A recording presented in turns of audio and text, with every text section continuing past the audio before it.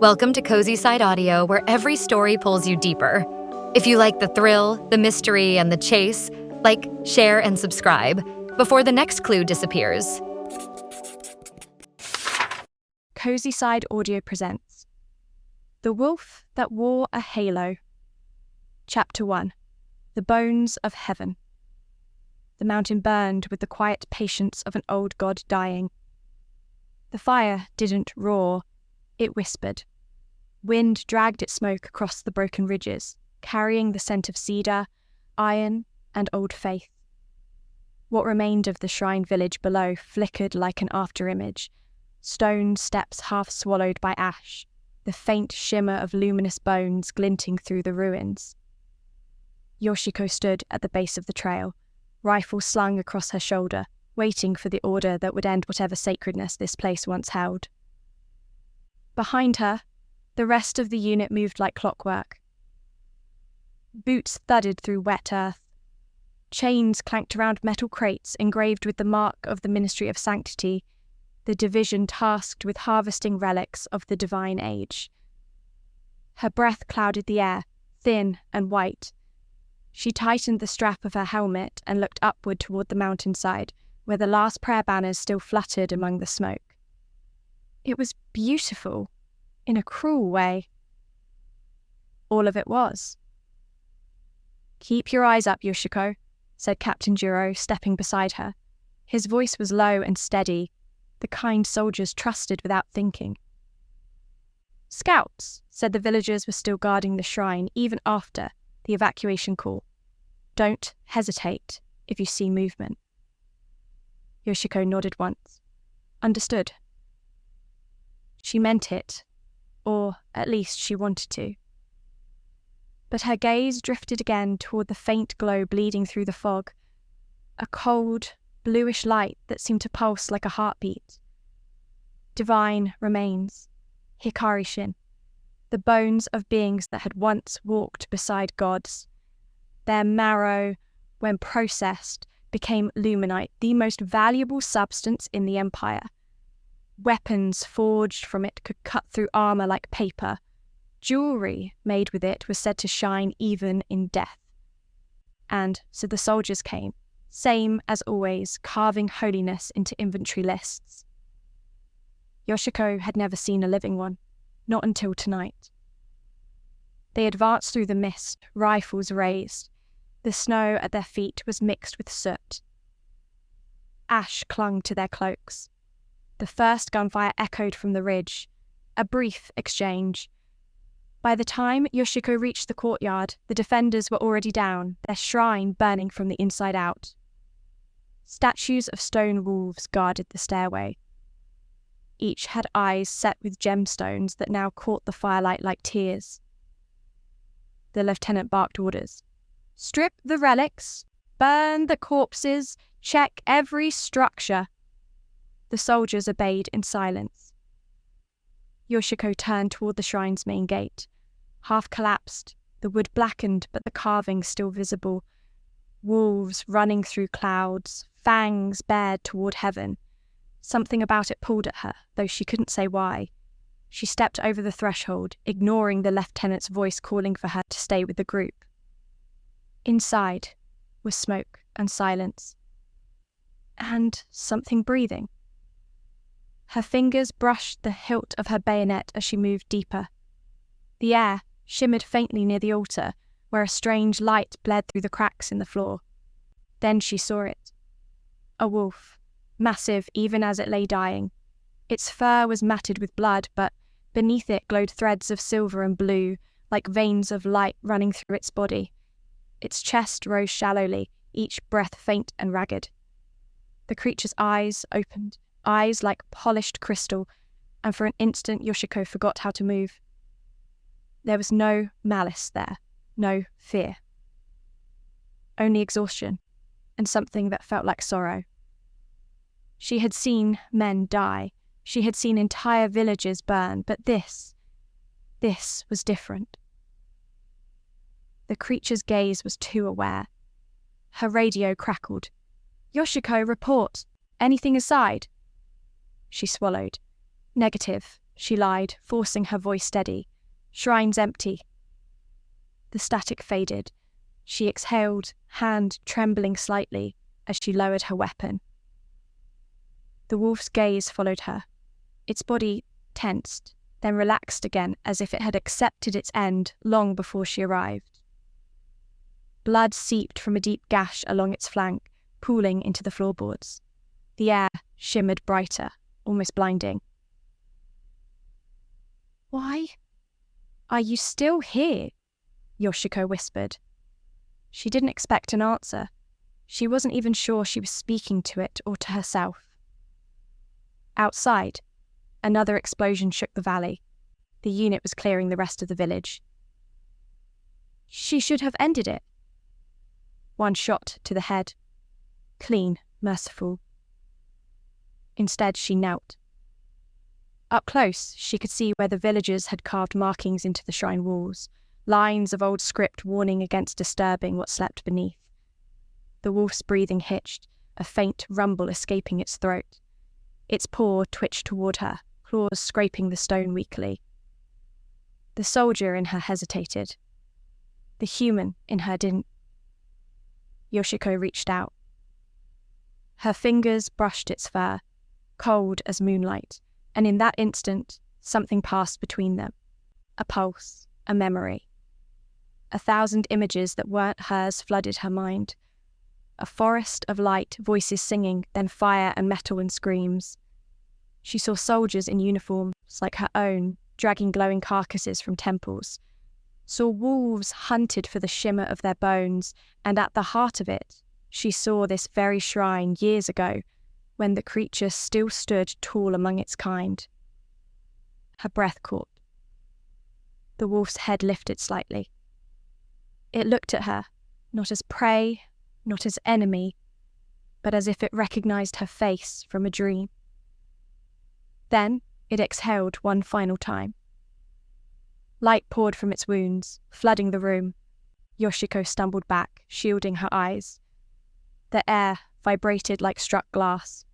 The light coiled around her chest, searing hot and unbearably alive. She gasped as it forced itself into her, through her skin, her lungs, her heart. Pain, agony, like being burned from the inside out.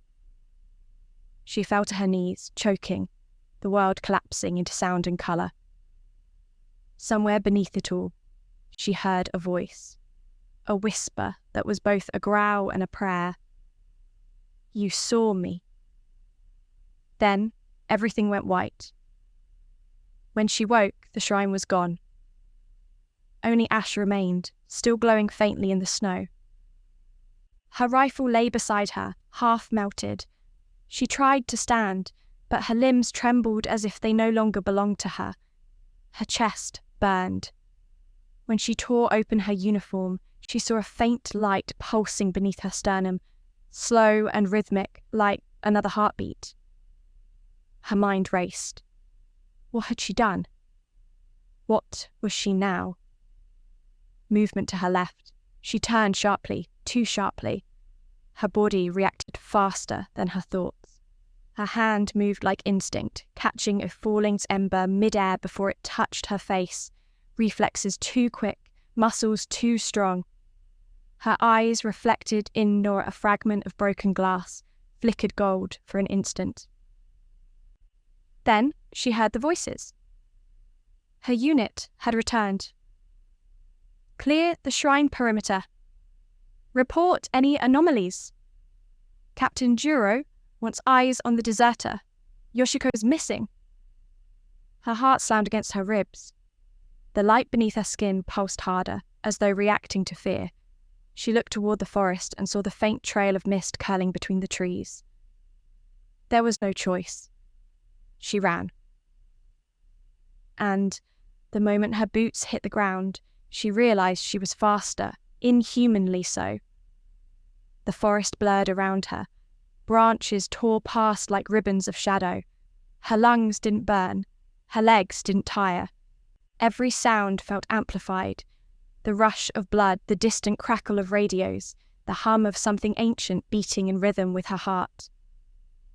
The wolf was gone. But it wasn't. It lived inside her now, silent but awake. Yoshiko didn't look back as she crossed the tree line, the flames of the shrine fading behind her like the last prayer of a dying god. All she knew was that the light in her chest hadn't dimmed, and that somewhere deep inside the beast was watching, waiting. She stopped only when the mountains flattened into the valley, snow turned to mud under her boots. The horizon glowed faintly with the reflection of the fires she'd left behind. The radio on her belt hissed again. She ripped it off and hurled it into the river. For the first time in years, she was alone. And she wasn't sure if that terrified her or set her free. In the darkness beyond the ridge, Captain Juro stood among the embers of the shrine, face lit by the pale remains of divine bones. One of the scouts approached, holding up a bloodied fragment of silver fur. "Sir," the scout said, "no sign of the creature's carcass, but we found tracks. Human, but strange, too deep, too wide." Juro took the fur, eyes narrowing. "Yoshiko," he murmured. Behind him, the fire hissed louder, as if answering. Yoshiko found shelter in a hollow beneath the roots of an ancient cedar. Her breath came out in quiet bursts. The glow under her skin had dimmed to a faint pulse. She pressed a hand to her chest, feeling two rhythms there, hers and something else's. She tried to sleep, but the dreams came instantly. A forest bathed in silver light. Wolves circling her, not in hunger but recognition. At the centre, the dying one she had touched. Its voice like wind through bone. "Run, child of men. They will come for the light." She woke, gasping. Outside, dawn had not yet broken, but the world seemed to breathe with her. Trees shifting, snow melting where she lay. When she stood, the faint outline of her footprints glowed for a heartbeat before fading. She looked down at her trembling hands. She didn't feel divine. She felt haunted. Then, far off across the valley, she saw movement, torches glinting between the trees. Soldiers. Her soldiers. The wolf's voice echoed again, distant but clear now, somewhere between thought and instinct. "Then run." And she did. The forest swallowed her whole, silent except for the rhythm of two hearts beating as one. Chapter 2. A heart split in two. The forest was an endless breath. Every trunk exhaled mist, every leaf dripped with memory. The snow had thinned overnight, revealing dark veins of earth underneath. Yoshiko moved through it like a phantom, light-footed, almost soundless. Her uniform, torn, blood-streaked, burned in places, hung from her shoulders like the remains of a life that no longer fit. She had stopped feeling cold hours ago. Dawn was beginning to stain the horizon, the grey of smoke giving way to rose-gold light that caught the frost in the branches. Somewhere above, crows began to gather, their wings cutting the silence into ribbons. The sound made her flinch. Every noise seemed too sharp, too close. She could hear the sap in the trees, the scuttle of something small under the snow, and, beneath it all, the heartbeat that wasn't hers, low and steady, anchoring her chest like a second soul. She didn't speak to it. Not yet. But it was there, always, as though waiting for her to decide whether she wanted to be human or something else entirely. By mid-morning, Yoshiko had reached the river pass. A narrow gorge sliced through the forest, its cliffs dripping with frozen moss. She knelt by the edge, drinking from cupped hands. The water tasted of metal and ash. When she looked down, her reflection wavered in the current, two glows in her eyes like tiny lanterns beneath the surface. They faded when she blinked. Her pulse quickened. She wasn't imagining it. A noise cracked through the trees. Boots, voices. She crouched instinctively, sliding behind a ridge of roots. The smell of oil and the gunmetal drifted with the wind. She counted 3 voices. No, 4, moving in formation, their pace steady, the rhythm too familiar. Search patrols. They had moved faster than she expected. Yoshiko pressed herself against the bark. She could feel the wolf stirring at the edge of her mind, a low vibration like the growl of something dreaming. Her fingers brushed the sidearm at her belt, but she didn't draw it. The idea of using human steel felt wrong, weak. Her pulse grew louder. The world sharpened, colours brighter, sounds distinct. 4 soldiers, 20 meters, 2 rifles raised, 1 carries a relic scanner. She shouldn't have known that, and yet she did. The wolf's awareness was pouring through her nerves. The soldiers' voices were close now. The captain says she went rogue after the fusion event. If she's alive, she's contaminated. Contaminated, my arse, another muttered. You saw what those things did at Azuka Temple. If the beast spirit merged with her, she's not human anymore. A laugh, brittle as glass. Then we'll shoot her, like any other monster. Something sighed, Yoshiko snapped. Before the thought even formed, her body moved. She sprang from cover, one silent blur, and was among them before the first rifle rose. The nearest soldier turned, eyes wide, but she was already behind him. Her hand slammed into his chest, bones cracked like dry wood. He fell without a sound. The others shouted, guns flaring, muzzle flashes searing the morning. She moved through them like wind through reeds. Bullets tore bark where she'd stood an instant earlier. One soldier managed to swing his rifle butt at her jaw. She caught it mid-swing and wrenched it away, the metal bending in her hands as if it were clay. Her other hand struck his throat. He dropped, choking, clutching at air. The last 2 backed away, panic overriding discipline. "Yoshiko, stand down!" one shouted, though the tremor in his voice betrayed the plea behind the command. "By the order of the ministry, you are—" She didn't hear the rest. The wolf's voice rose like a surge through her veins. Too slow. She crossed the gap in a heartbeat. Her fist slammed into his chest. The impact sent him sprawling into the snow. The final soldier fired point blank. She twisted aside. The bullet grazed her shoulder, pain blooming white, and lunged. Her hand caught his weapon, tearing it from his grip. She shoved him against a tree, the barrel pressing under his chin. For a moment, everything went still. His eyes met hers. He was young, maybe 19. And terrified. "Please," he whispered. "Don't." The wolf's growl filled her skull. "End it. He would have ended you." Her hands trembled. The muzzle shook. Then, through the fog of fury, another voice cut through. Her own. "No." She let go. The soldier fell, scrambling backward through the snow. He didn't wait to see if she changed her mind. He bolted, crashing into the underbrush.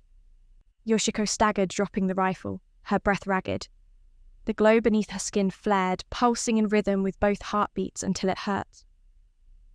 When the forest finally went silent, she fell to her knees. Blood steamed on the snow. The bodies around her were still. She stared at her hands, slick with red, trembling, and felt bile rise in her throat. "What did you make me do?" she whispered. The answer came not in words, but in sensation. A faint shiver down her spine, a rush of warmth, sorrow, something close to apology. She pressed her palms against the frozen ground, trying to breathe. The wolf's memories flickered behind her eyelids again. Hunting in moonlight, protecting the pack, striking only to survive. Not cruelty, instinct.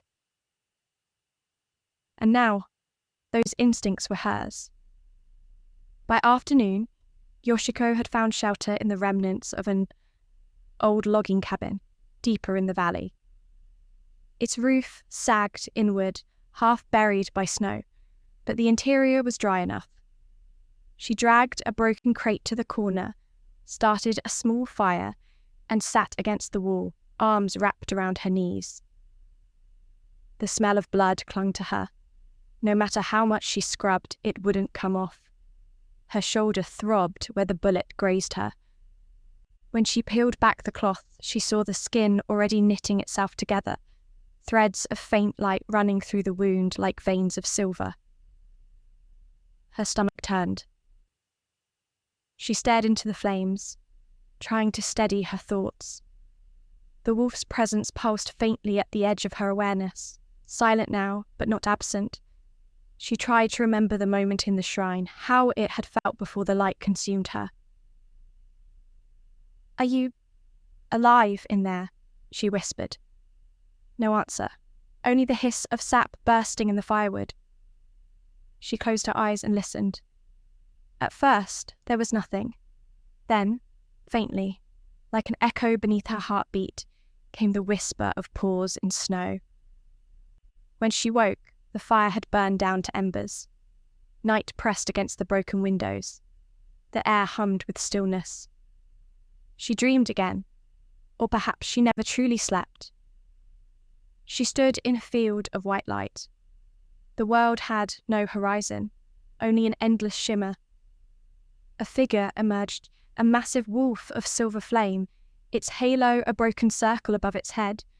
Its eyes were the same as hers now, half human, half other. "You carry what was left of me," it said. Its voice was not a sound, but a thought that resonated in her ribs. "I did not choose this path, nor did you, but we are bound." Yoshiko took a step forward. The air rippled beneath her feet. "Why me?" The wolf's gaze softened. "Because you saw me as I was, not as your kind painted me to be." The field trembled. In the distance, she saw shadowed shapes, men in armor, blades of light, fires consuming forests. The wolf turned toward them, growling low. "They hunt what they do not understand, and now they will hunt you." "I didn't want this," she said. "I just wanted to help." "Then help you shall. But understand, our hearts are not yet one. You will feel the hunger. You will feel the call of the wild blood. Resist it, or lose yourself to it." The wolf began to fade, its light scattering into the air like dust. "Where are you going?" she asked. "Into you, where I remain." Then she woke. The cabin was no longer quiet. Voices again, closer this time. Searchlights cutting through the trees. The soldiers had followed the blood trail. Yoshiko's body moved before her mind caught up. She doused that of the embers, grabbed her pack, and slipped through the back wall's opening. Snow crunched softly underfoot. She crept downhill through the undergrowth, the moon barely visible behind the clouds. Every sense was alive. The smell of their torches, the faint metallic click of safety catches being switched off. A beam of light swept across her face. "There!" someone shouted. Yoshiko ran. Bullets tore through branches behind her, sparks of sound splitting the night. She darted through the trees, weaving between trunks with impossible precision. Her feet barely touched the ground.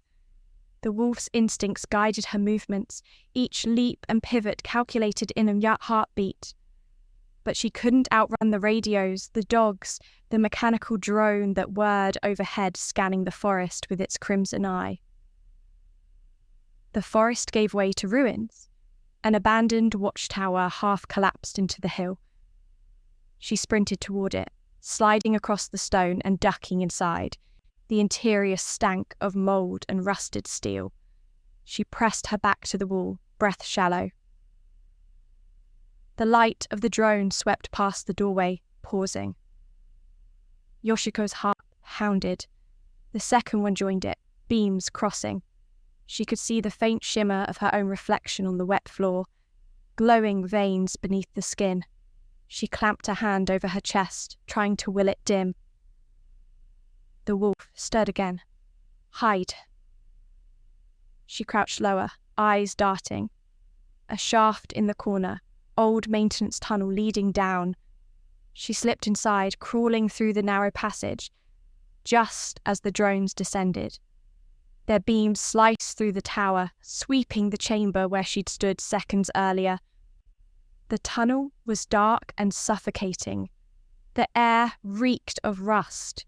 Her palms brushed stone carvings, old symbols of protection long forgotten. Each touch sent a hum through her skin, as though the divine residue of the place recognized her. The passage widened into a crypt. A single statue stood at its center, another wolf carved from luminous stone, its halo intact. The sight stopped her breath.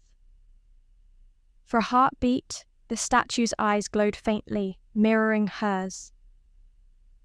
The voice returned, quieter now. This was once a resting place of my kin. They will not find you here.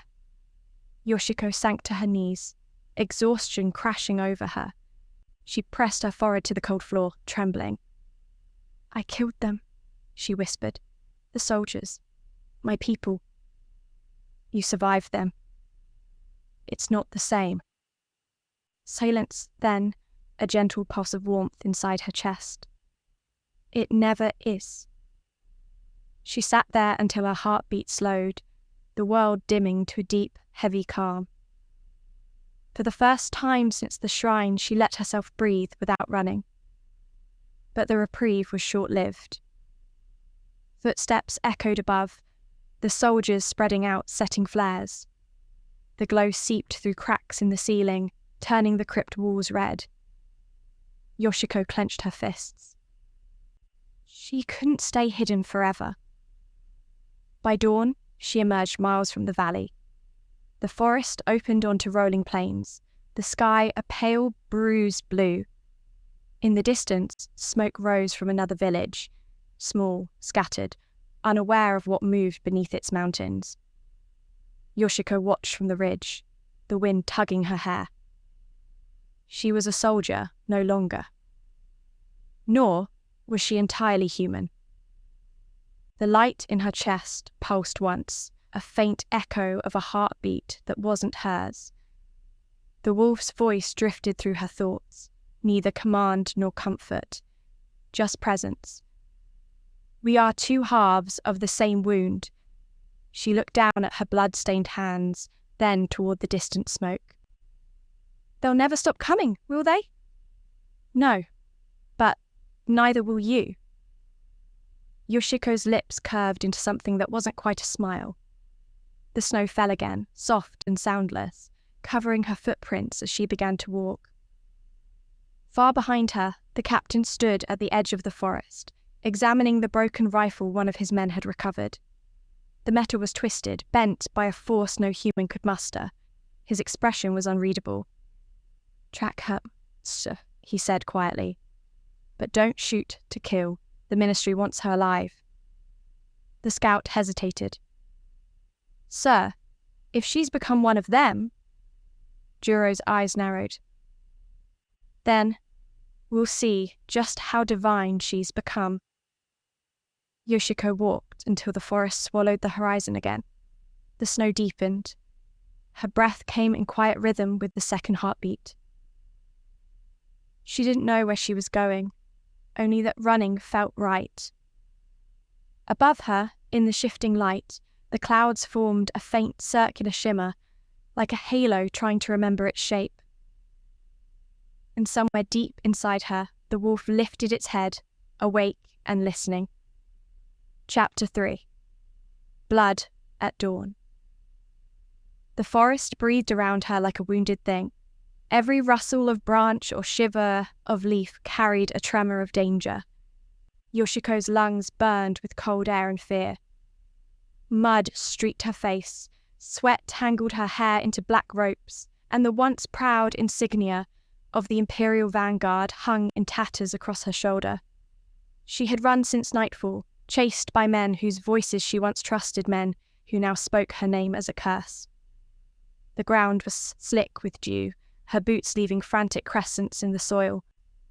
Somewhere behind, dogs barked, their distant howls carried by the wind, sharper than arrows. Yoshiko ducked beneath a fallen cedar and crawled through its hollowed trunk, heart pounding hard enough that she swore the forest could hear it. She pressed her hand against her chest, against the faintly glowing wound that had never closed. It pulsed with heat, not pain, a living rhythm beneath her ribs. The same pulse she had felt when she touched the dying wolf. You shouldn't have touched it. The memory hissed through her mind, the words half hers, half something older. She shut her eyes, tried to breathe, but the world around her was no longer silent. Every heartbeat vibrated through the ground. Every sound sharpened the flap of crow wings, the crack of branches, the whisper of insects. The wolf's spirit had not died. It had sunk into her bones. By the time the first light broke through the clouds, Yoshiko's legs trembled. She reached a ridge overlooking a wide river valley, the same valley her battalion had marched through 3 days earlier, before the order came to slaughter the divine creatures that roamed it. She could still hear the captain's voice echoing in her skull. The bones shine brightest when they're fresh. Now, the hunters had become the hunted. Yoshiko crouched low, surveying the landscape. Mist coiled above the river like pale smoke. Somewhere across the water she could make out the glint of armour, a small scouting party, maybe 6 men. They were cutting her off from the north. Another group would flank from the west. She was trapped. Her breath came fast. The air was thick with the scent of moss and iron. She remembered the wolf's golden eyes staring up at her through the blood, not with rage, but recognition. She had knelt in that clearing as the others raised their rifles. She had hesitated, and when the shot rang out, it wasn't at the beast, it was at her. That moment replayed in flashes every time she blinked. Now, the same soldiers marched to finish the job. Yoshiko slid down the ridge into the underbrush. The mud sucked at her boots, slowing her pace. Somewhere deep in her chest, that strange new heartbeat began to quicken, syncing with the rhythm of pursuit. Her ears caught the faintest crunch of twigs too heavy to be an animal. The hunters were close. She gritted her teeth and moved towards a cluster of birch trees. From her belt, she drew a short blade, the only weapon she had salvaged. The edge gleamed faintly gold in the half-light, reflecting the pulse under her skin. A shadow passed between the trees. "Yoshiko," a voice barked. "Stand down. You'll be shown mercy if you surrender." It was Lieutenant Kazuya, the same man who had fired the first shot at the wolf. His tone was smooth, but his eyes, when she glimpsed them through the branches, were full of hatred. She stepped back, staying silent. "Traitor," he said, lowering his rifle. "You killed 3 of our men in the desertion. Whatever you've become, it ends here." Her stomach twisted. She hadn't killed anyone that night. She had only run. But then the voice came again low, echoing, not her own. "They would have killed you. You are the prey, no longer." Yoshiko's hand tightened around her blade. The forest seemed to hold its breath. When the first gunshot cracked, she didn't flinch, she moved. Something inside her took control. The world slowed. The hiss of the bullet brushed past her ear like a whisper of heat. She dropped low and sprinted, faster than she thought possible. Through the brush. The next shot came, she was already gone. Her body acted without thought, every muscle responding to an instinct older than fear. She tackled one soldier through the undergrowth, slammed him into a tree, and before she realized what she was doing, her blade was buried in his throat. Hot blood spattered across her hand. She stared at it, breath ragged, horrified. The others shouted, flashes of gunfire strobed through the trees. She ran again, hearing the wolf's voice clearer this time, not in words, but sensations. Hunger, movement, survive. When they cornered her near the riverbank, she could smell their sweat, their nerves, the metallic tang of their breath. The lieutenant raised his rifle to her chest and she leaped. She didn't just move faster, she soared. The world blurred. Her blade flashed once, twice, and the man's weapon clattered to the ground. He stumbled back, clutching his arm, eyes wide with terror. "What are you?" he gasped. Yoshiko's reflection shimmered in his eyes, her pupils narrow, gold bleeding into black. The beast had awakened. The battle at dawn was chaos.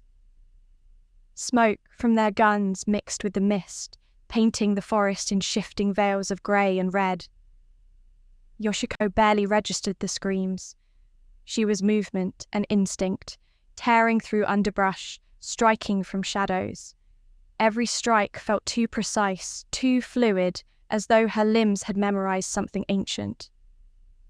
When silence finally fell, 6 bodies lay still among the ferns. The river carried blood downstream in quiet ribbons. Yoshiko stood at the edge, chest heaving, her knife trembling in her hand. Her reflection rippled in the water, half human, half something else. Golden light throbbed beneath her collarbone. The wolf's voice finally formed words, soft as breath. "Now you see."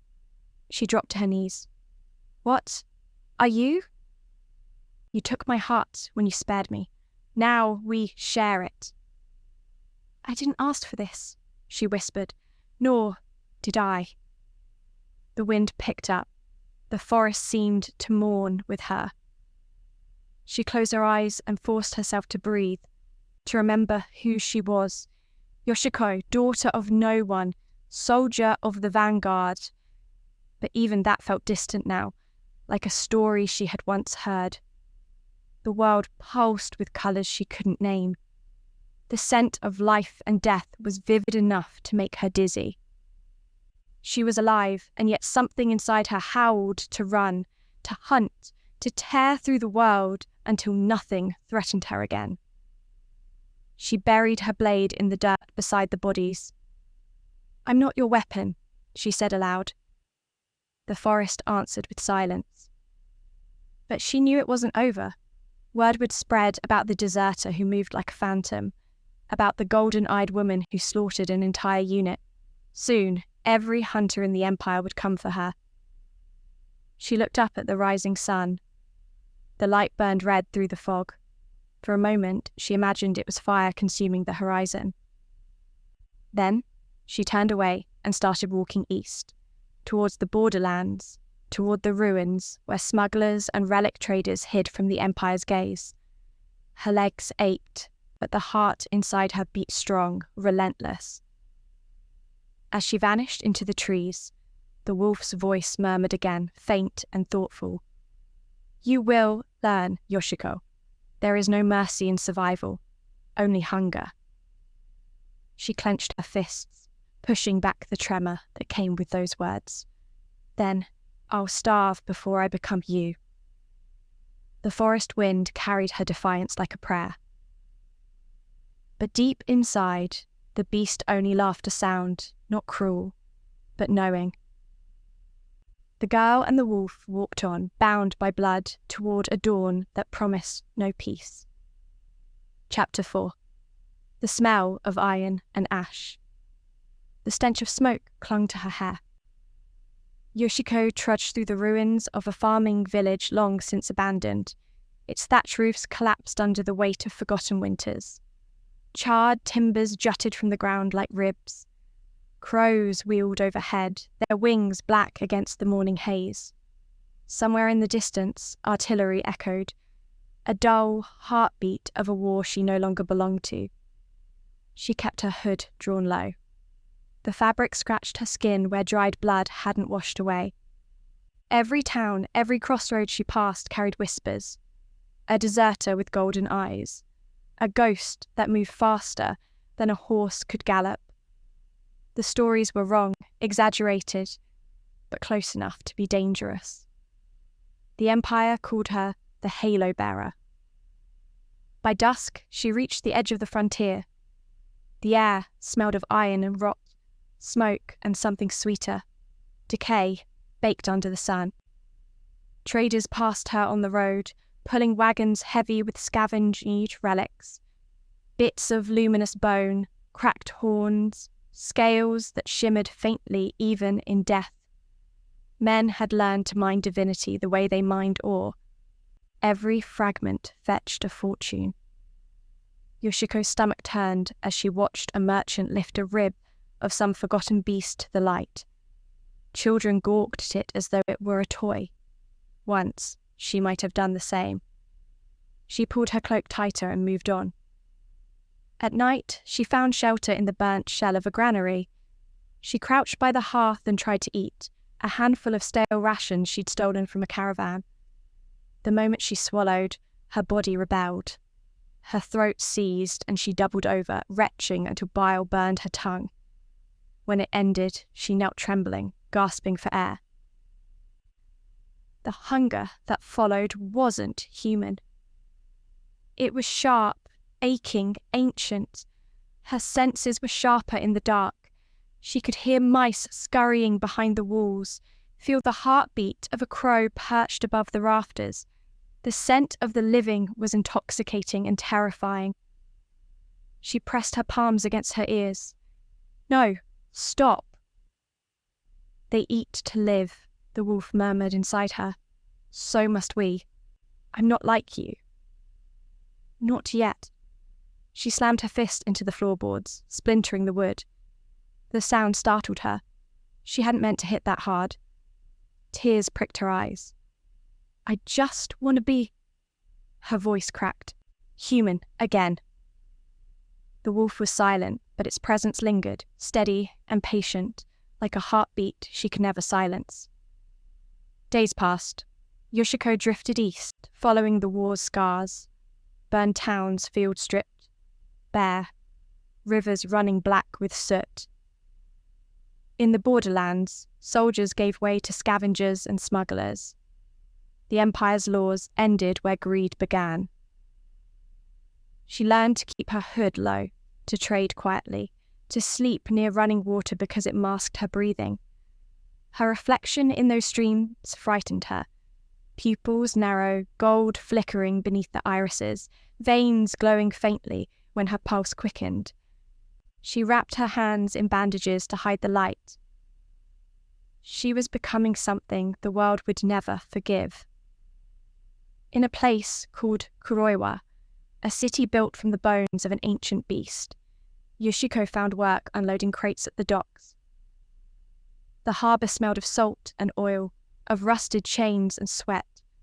She kept to herself, avoiding eye contact, speaking only when necessary. But even here, she couldn't escape the rumours.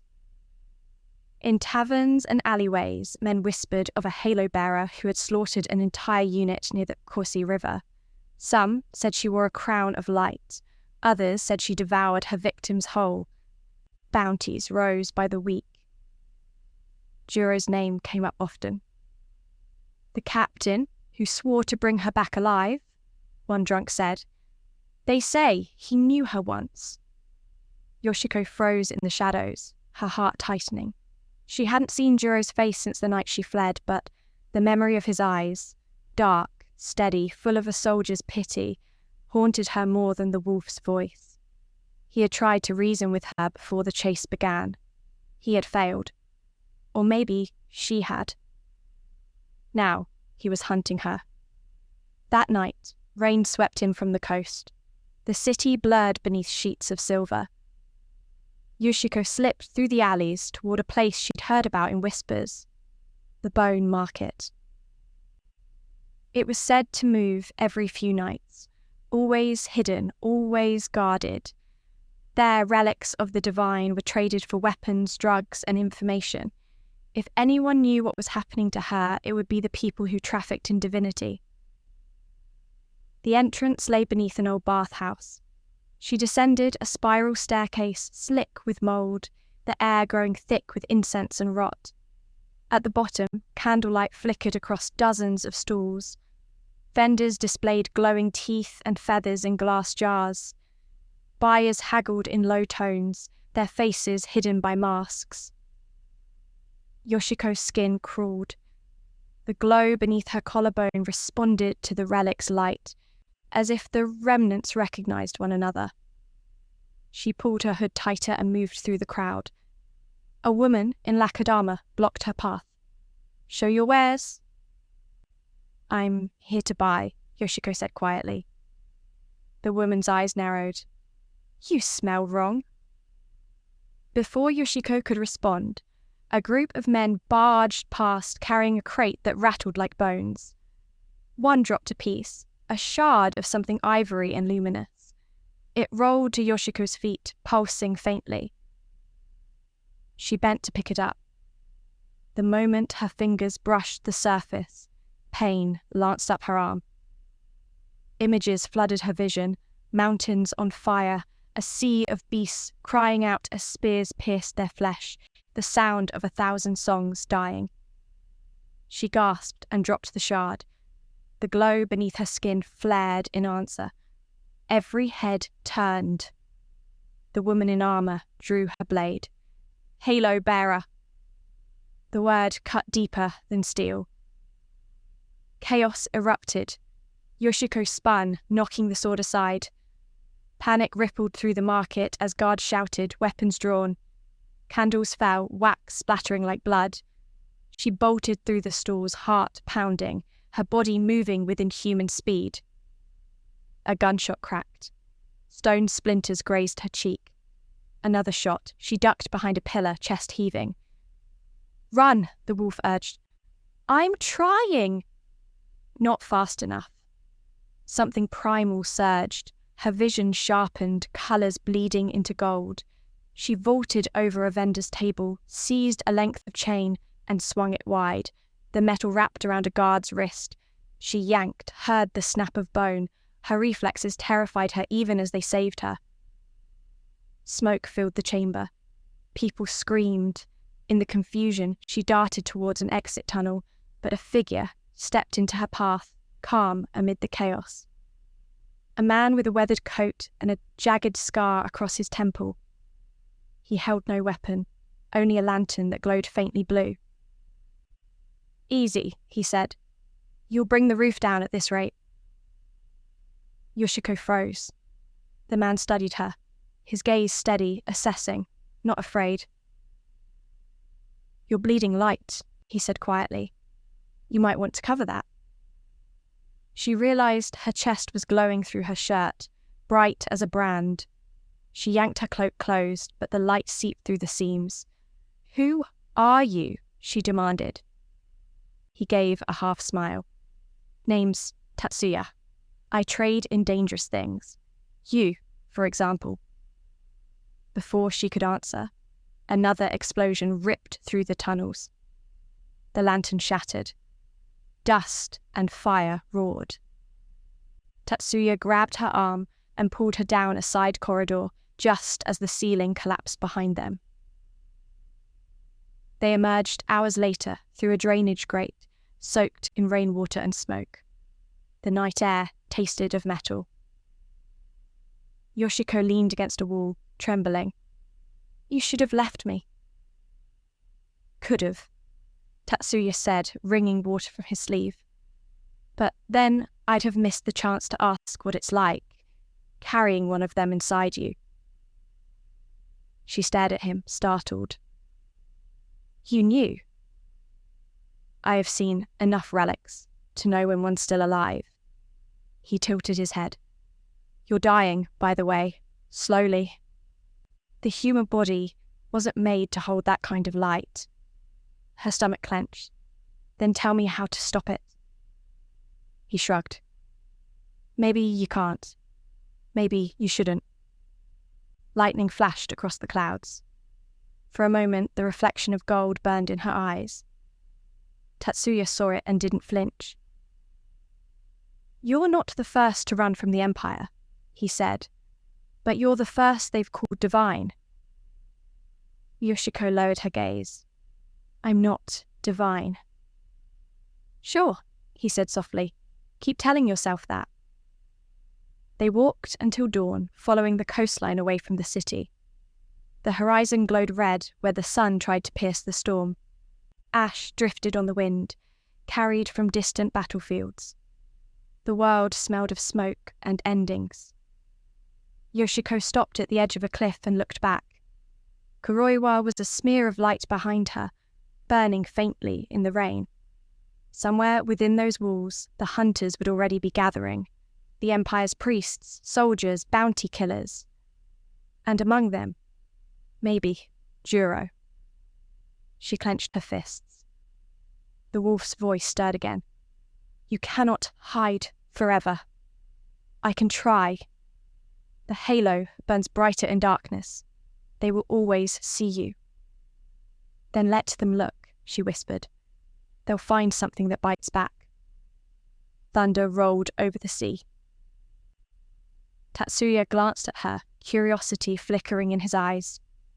You really don't fear them, do you? I fear what I might do before they catch me. He laughed low and tired. Then maybe we'll get along. When the storm finally broke, the first light of morning cut through the clouds like a blade. Yoshiko breathed deep, the air sharp with salt and ozone.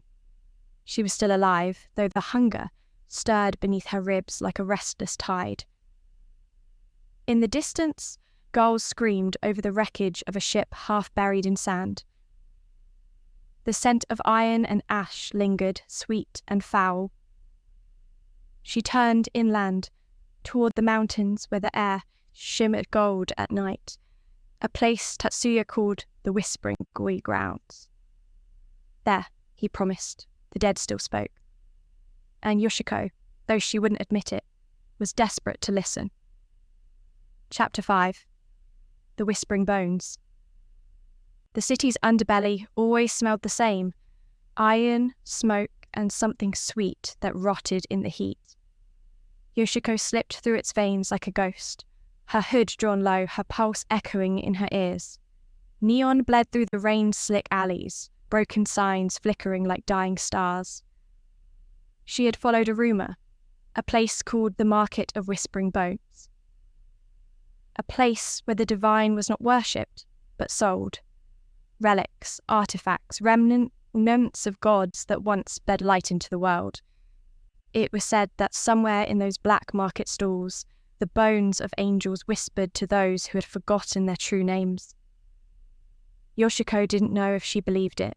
She only knew the glow beneath her skin was growing stronger. The entrance was hidden beneath an abandoned shrine, its torii gate broken and covered in ivy. Beneath it, a stairwell led into the earth, lit by paper lanterns the colour of old blood. Her breath misted as she descended, each step taking her deeper into the hum of forbidden trade. When she reached the bottom, the sound hit her first, 1,000 murmurs weaving into one. The market was carved into an underground cavern, its walls ribbed with the fossilised bones of something enormous. Stalls had been built along the bones, their vendors hawking relics wrapped in silk or glass, feathers that shimmered faintly, teeth that hummed when touched, blood preserved in crystal vials. It was beautiful in a way that made her stomach twist. She moved between the stalls carefully, eyes darting over faces. Priests without temples, collectors without faith. Every one of them reeked of desperation.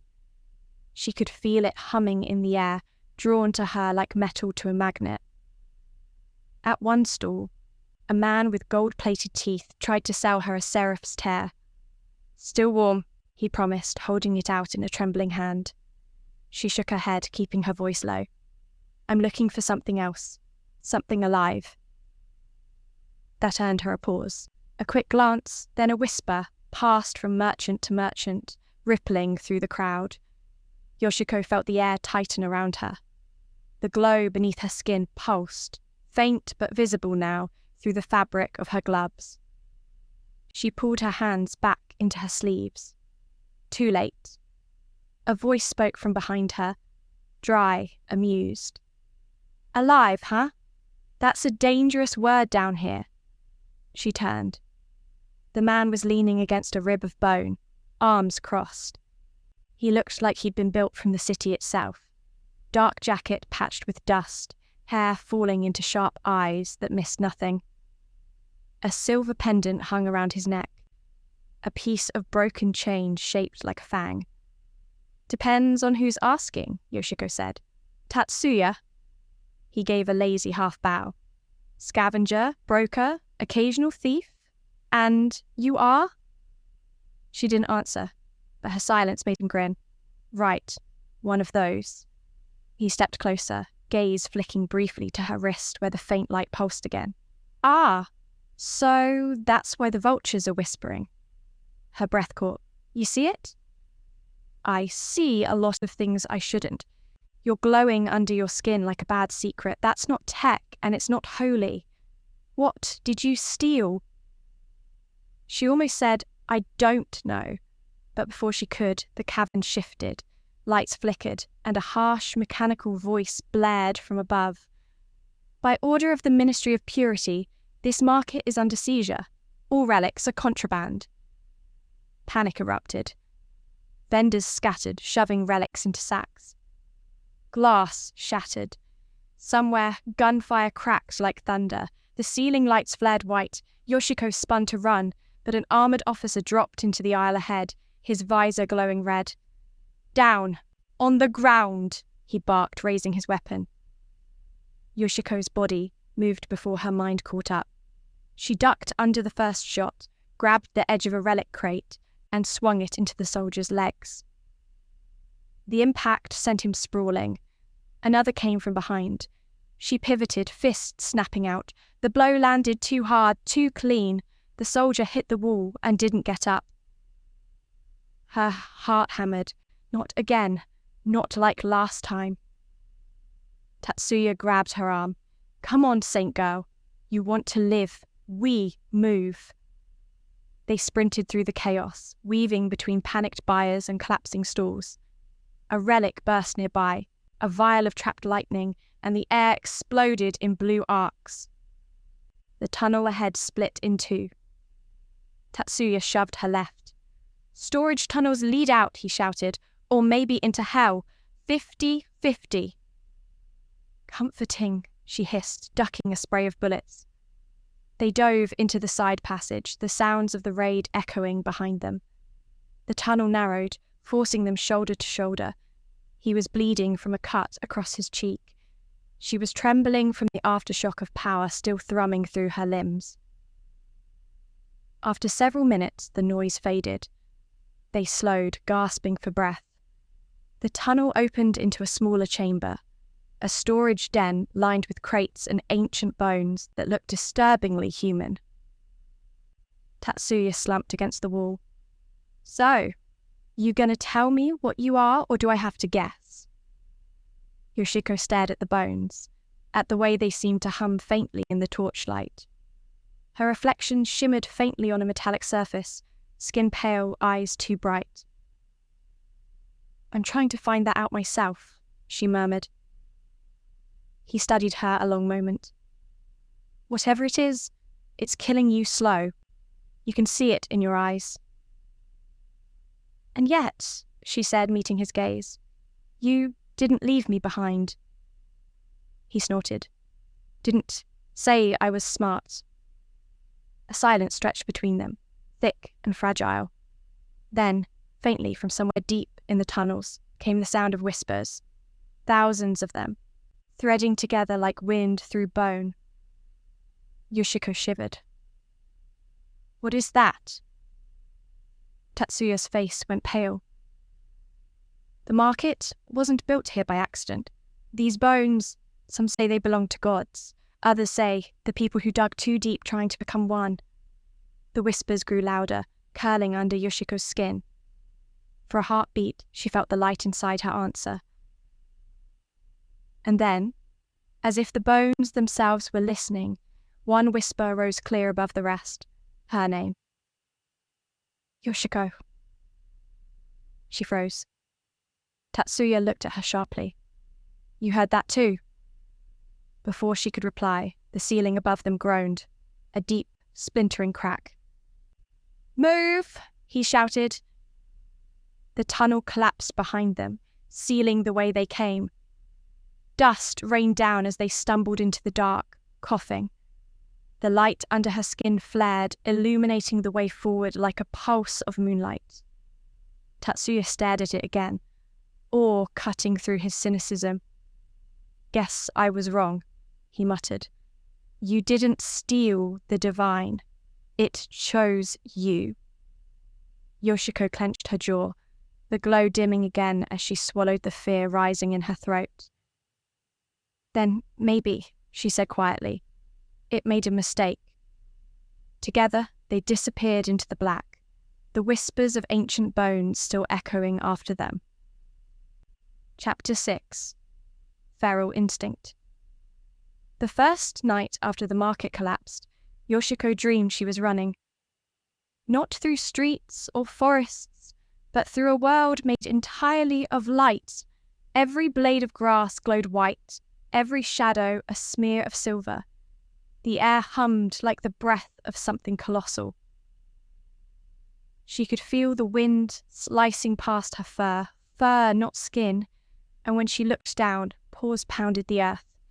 Somewhere ahead, a howl rose and tore through the stars, ancient and full of grief. When she woke, her hands were shaking, and her nails had carved crescents into her palms.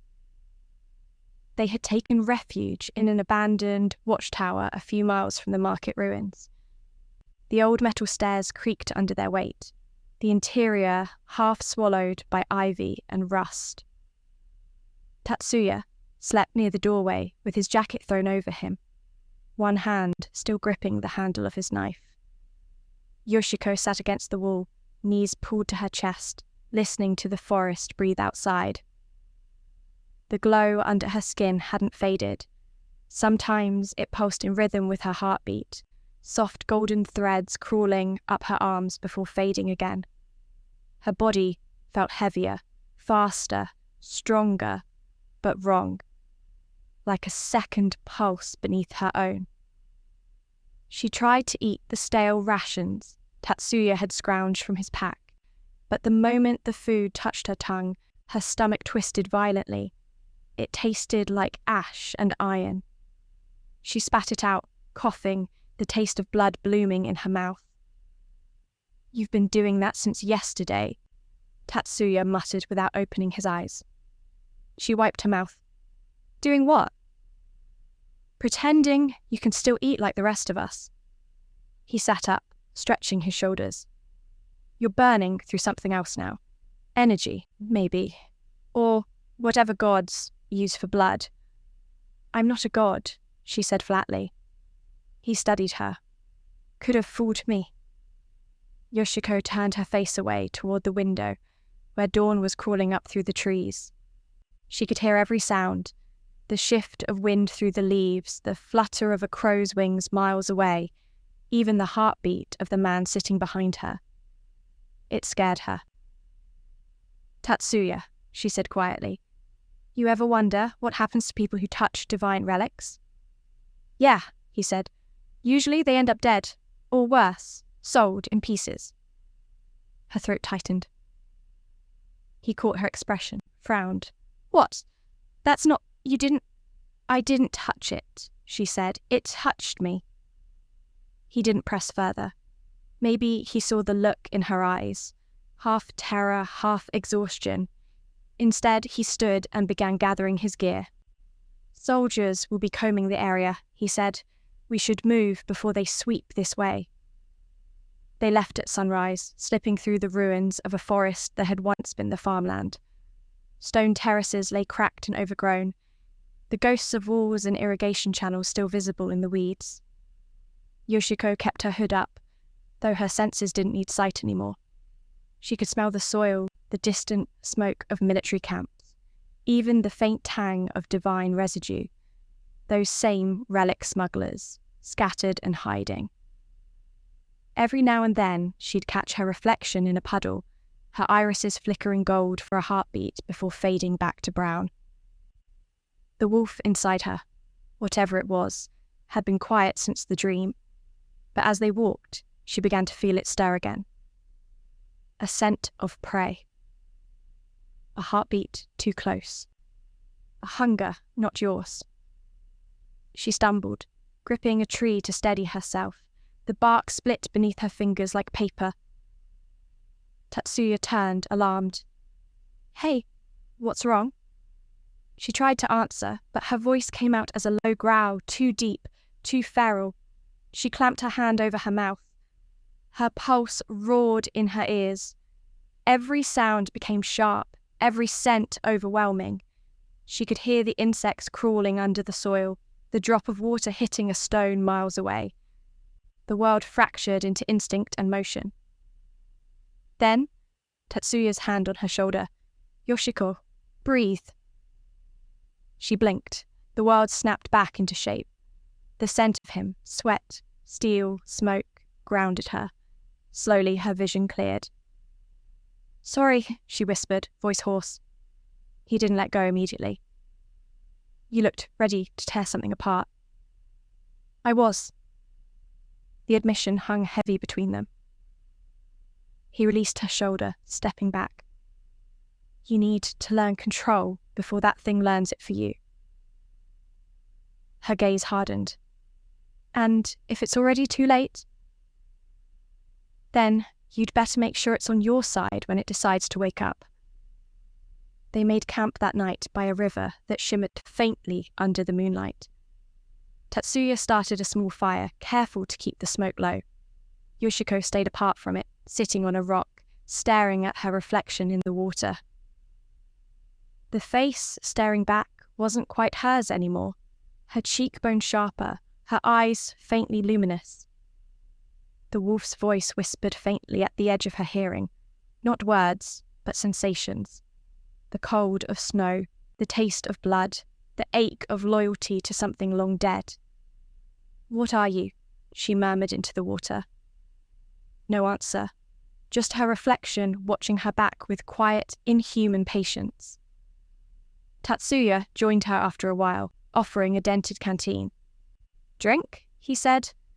"You look half dead." She took it and sipped, though even the water felt strange, too heavy, too warm. "Why are you helping me?" she asked. He shrugged. "Maybe I'm tired of watching people get hunted for things they didn't choose." She looked at him sidelong. "You don't believe that?" He smiled thinly.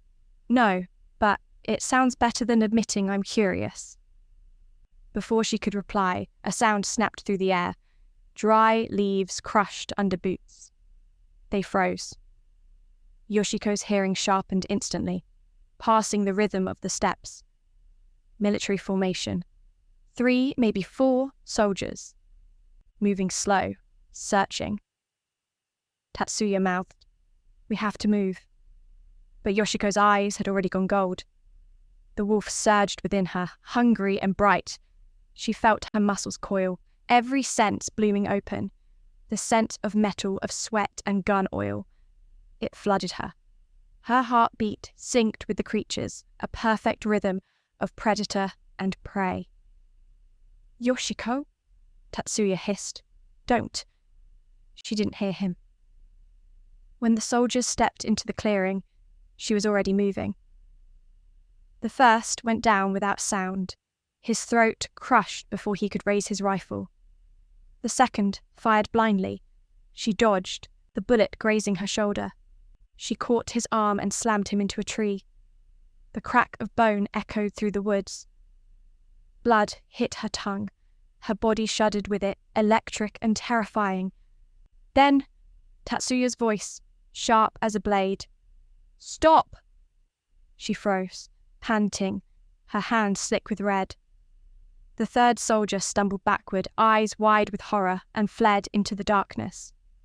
The wolf within her howled in fury, demanding pursuit, but Yoshiko forced herself to stay still. The silence after was unbearable. Tatsuya approached slowly, eyes flicking to the bodies. "You call that control?" She sank to her knees, trembling. "I didn't want to." Maybe not, he said softly, but part of you did. Her vision blurred. The fire crackled behind them, painting the scene in gold and red. She could still hear the echo of the wolf's cry, somewhere deep inside her chest. Run, hunt, survive. Leave me, she whispered, before I hurt you too. Tatsuya crouched beside her, tone steady. If you were going to, you already would have. She looked up at him, startled. He gave a grim smile. Besides, you're not the first monster I've travelled with. Then you're a fool. Probably. He helped her to her feet. Together, they buried the soldiers beneath stones, saying nothing.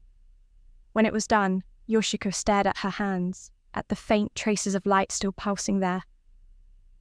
For the first time, she realized the wolf wasn't just inside her, it was watching her. And it was learning. By morning, the forest was quiet again, but something between them had changed. The air was heavier, charged. Yoshiko no longer trusted her reflection. Tatsuya no longer trusted silence.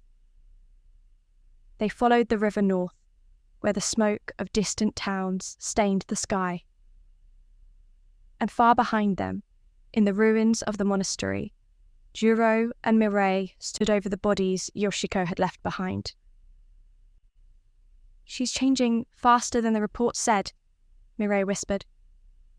Juro's jaw tightened. Then we'd better find her before she forgets she's human. Chapter 7. The Soldier's Prayer. When steel and spirit meet, the body remembers neither mercy nor sin, only survival. Excerpt from the field litanies of the Eastern Front.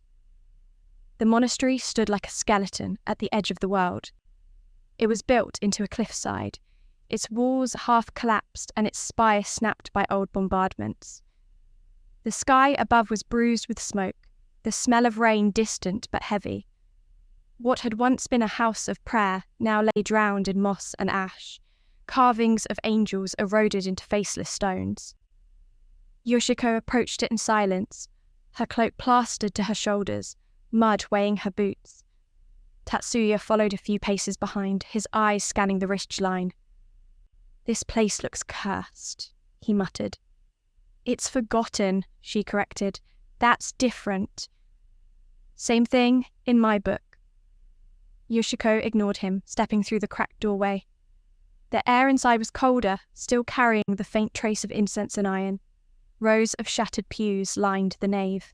Sunlight pierced through holes in the roof, falling like broken halos across the floor. She touched the nearest wall, tracing the faded murals, saints with wings like spears, beasts bowing before them. One of the saints had been painted with a wolf at her feet, its eyes streaked gold. Her pulse quickened.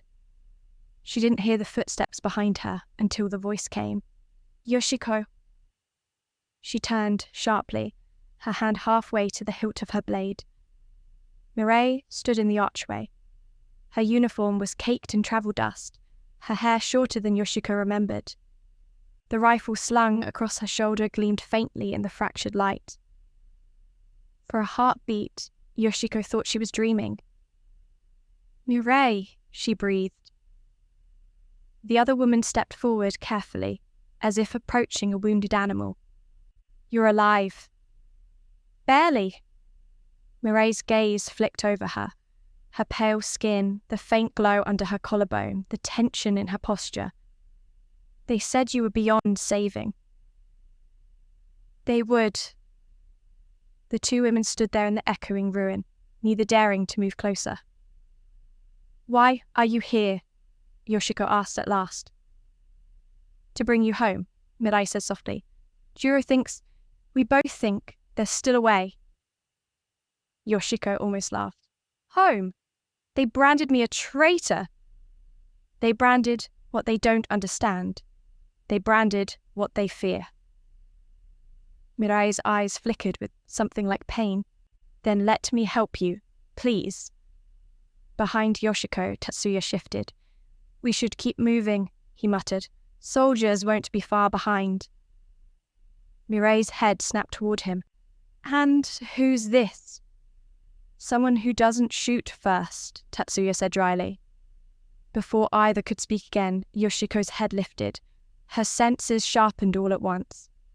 Boots, dozens of them, surrounding the monastery. Her breath hitched. It's an ambush. Mirei's expression froze.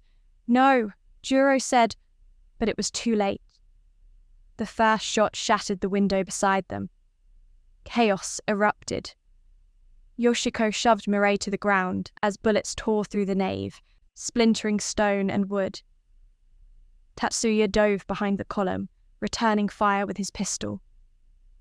The air, filled with smoke and dust, the metallic tang of gunpowder burning Yoshiko's throat.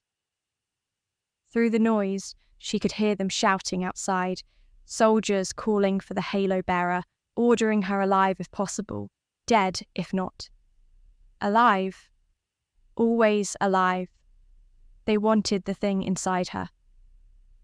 Rage flickered through her veins, molten and sharp. She looked at Mirei, who was struggling to reload. They lied to you. Yoshiko. They sent you to bait me. Juro wouldn't... But Yoshiko could already hear him outside, the faint ring of his command tone cold and precise. Something inside her cracked. The wolf surged forward, all teeth and memory. She felt her blood ignite, her muscles tense to breaking. The world slowed to a perfect, terrifying clarity. When the next volley came, she moved. Bullets cut the air where she'd been. She blurred through the smoke, striking like a flash of gold. One soldier went down with his throat crushed. Another slammed into the wall, his rifle shattering. She tore through the line before they even realized what was happening. Tatsuya watched in disbelief as she became something else entirely. Graceful, lethal, almost divine. Mirei's voice cut through the din. Yoshiko, stop! But she couldn't. The beast in her screamed for survival, for vengeance. Every movement was instinct, perfect and cruel. She didn't hear the cries of surrender, didn't see the fear on their faces, only the glow of their weapons, the threat. Then, hands gripping her shoulders, shaking her, Mirei. Her eyes were wide, tears cutting through soot. Stop, please, you're killing them. Yoshiko froze. Around her the ground was slick with blood. The smoke stung her eyes. Her breath came in ragged gasps. The wolf howled within her chest, furious at being denied its hunt. I didn't mean to, she stammered. Mirei's voice broke. You saved me, but look at what it's doing to you. The silence after the gunfire was unbearable. From the edge of the ruins, Juro stepped into view. His uniform was torn, his face streaked with ash, his rifle still smoking. Enough, he said quietly. Yoshiko turned toward him, trembling. For the first time, she saw not anger in his eyes, but grief. She's right, he said. You're not our enemy, but whatever you've become, it won't let you live among us. The wolf stirred again, restless beneath her ribs. Yoshiko fought to steady her breathing. Then, what do you want me to do? Die for your peace of mind? No, Juro said. I want you to run. Yoshiko blinked. He lowered his rifle. Because the next time the brass comes for you, it won't be me standing in their way. Mirei looked from one to the other, torn between duty and despair. Juro, go, he said, before I change my mind. For a long moment, none of them moved. Then Yoshiko reached for Tatsuya's arm. He helped her up, and together they slipped out through a side passage, the rain beginning to fall in cold, heavy sheets. Mirei stood motionless, staring after them. When they were gone, She sank to her knees among the dead, whispering a prayer from their shared past. If the gods made us to protect the divine, then forgive us for forgetting how. Outside, Yoshiko and Tatsuya ran until the monastery was a shadow behind them. Her hands were still shaking, the smell of blood clinging to her. The rain washed over her face, cold and purifying, but it couldn't cleanse what she felt. The terror of what she'd done, and what she was still becoming. Tatsuya glanced at her as they crossed the ruined valley. You could have killed her. I could have killed everyone. Why didn't you? Yoshiko's jaw tightened. Because for one moment, she saw me, not the thing inside me. Me. He didn't reply. There was nothing to say. Thunder rolled across the horizon, echoing like distant artillery. Far behind them, the monastery burned. Chapter 8. The halo burns. The plain stretched in all directions, dead grass crackling underfoot like paper left too close to a fire. The last monastery had fallen behind her hours ago, a ruin dissolving into dawnlight. The air still smelled of incense and blood. Yoshiko ran. The horizon shimmered gold and grey, the sun bleeding weakly through the smoke that drifted from some distant front. Her breath came in low, steady bursts, more animal than human. Each stride carried her farther than she remembered, faster than any mortal should have been able to go. Wind tore at her hair, and the dry heat of the plains rolled over her in waves. Behind her, she could feel them, the soldiers. Not just their boots, but their intent. She had learned to sense pursuit the way the wolf did, the tremor in the soil, the rhythm of hearts closing in. She had been hunted long enough to recognize the shape of their hunger.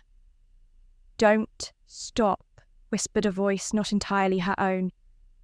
It was Okami, no say again, low and resonant, somewhere deep in her bones. The sound shivered through her ribs, more feeling than sound, like a heartbeat that wasn't hers. She clenched her jaw and pushed harder, forcing the voice away. I'm not, she hissed, but the rest was lost to the wind. Every time she ran, she felt the pull a little stronger. It was as if the spirit wanted her to stop pretending, as if mercy, hesitation, restraint, those were luxuries belonging to the dead. The plains rose into a series of rocky ridges. Yoshiko reached one and dropped to a knee, scanning the open stretch below. A riverbed, dry and pale as bone, cut through the land like a scar. Perfect for cover if she could reach it. But she wasn't the only one moving. Far off, specks against the morning haze. Riders, 3 of them. Scouting ahead of the main unit, no doubt. They were learning from their losses. Juro had been the one to teach her those tactics once. A knife of nostalgia turned in her chest before she could stop it. She closed her eyes, hearing his voice echo from some memory long buried under gunfire and ash. You can't run forever, Yoshiko. Sooner or later, you make a stand. I'm not ready to die, she murmured, and the wolf inside her growled, amused. Then don't die. Hunt! By noon, the heat had grown unbearable. The air rippled around her like molten glass. The distant hum of insects became a single droning chord. Yoshiko found shade under a shattered aqueduct, her skin sticky with sweat and dust. She tried to eat, dried rations she had stolen from a smuggler days ago, but the moment the food touched her tongue, bile rose in her throat. It was as if her body remembered what it used to be and rejected the lie. She spat it out, trembling. When she looked at her reflection in a puddle, her eyes flashed gold for an instant, bright, predatory. The sight chilled her more than the soldiers ever had. You're starving, the wolf said, not for that. Stop, she rasped. But she knew what it meant. Every night she could feel the same hunger gnawing at her edges, the craving for life itself. Not meat, not blood, essence, that faint shimmer that lived inside every being, the same one humans carved out of divine beasts to forge their weapons. Our kind fed on reverence once, the wolf murmured, now only fear remains. When the riders came upon her trail near dusk, Yoshiko had already moved. She was halfway down the riverbed, walking barefoot through cool silt, her uniform torn down to a sleeveless scrap. The earth here smelled of rain that hadn't fallen in years. She heard them before she saw them. The crunch of hooves, the soft mutter of radio static. Human sounds. She crouched low, heart drumming in slow, even pulses. The wolf's senses reached out, tasting the air, measuring wind and distance. 3 men, 1 ahead, 2 behind. Scattered formation. Strike the one in the rear first. No, she whispered. Not unless I have to. You have to. The voice wasn't cruel. It was factual, inevitable. She hated that it was right. When the first rider passed above, Yoshiko moved like shadow. A blur. The man didn't even finish turning before her hand caught his ankle and yanked him from the saddle. He hit the ground hard. The second rider swore and drew his rifle, but Yoshiko was already behind him, knocking the weapon aside and driving her palm into his chest. The impact sent him sprawling 10 feet, ribs snapping audibly. She froze, panting. Her nails were black with blood. The world had gone silent except for the pulse roaring in her ears. The wolf's laughter filled her skull, low, proud, ancient.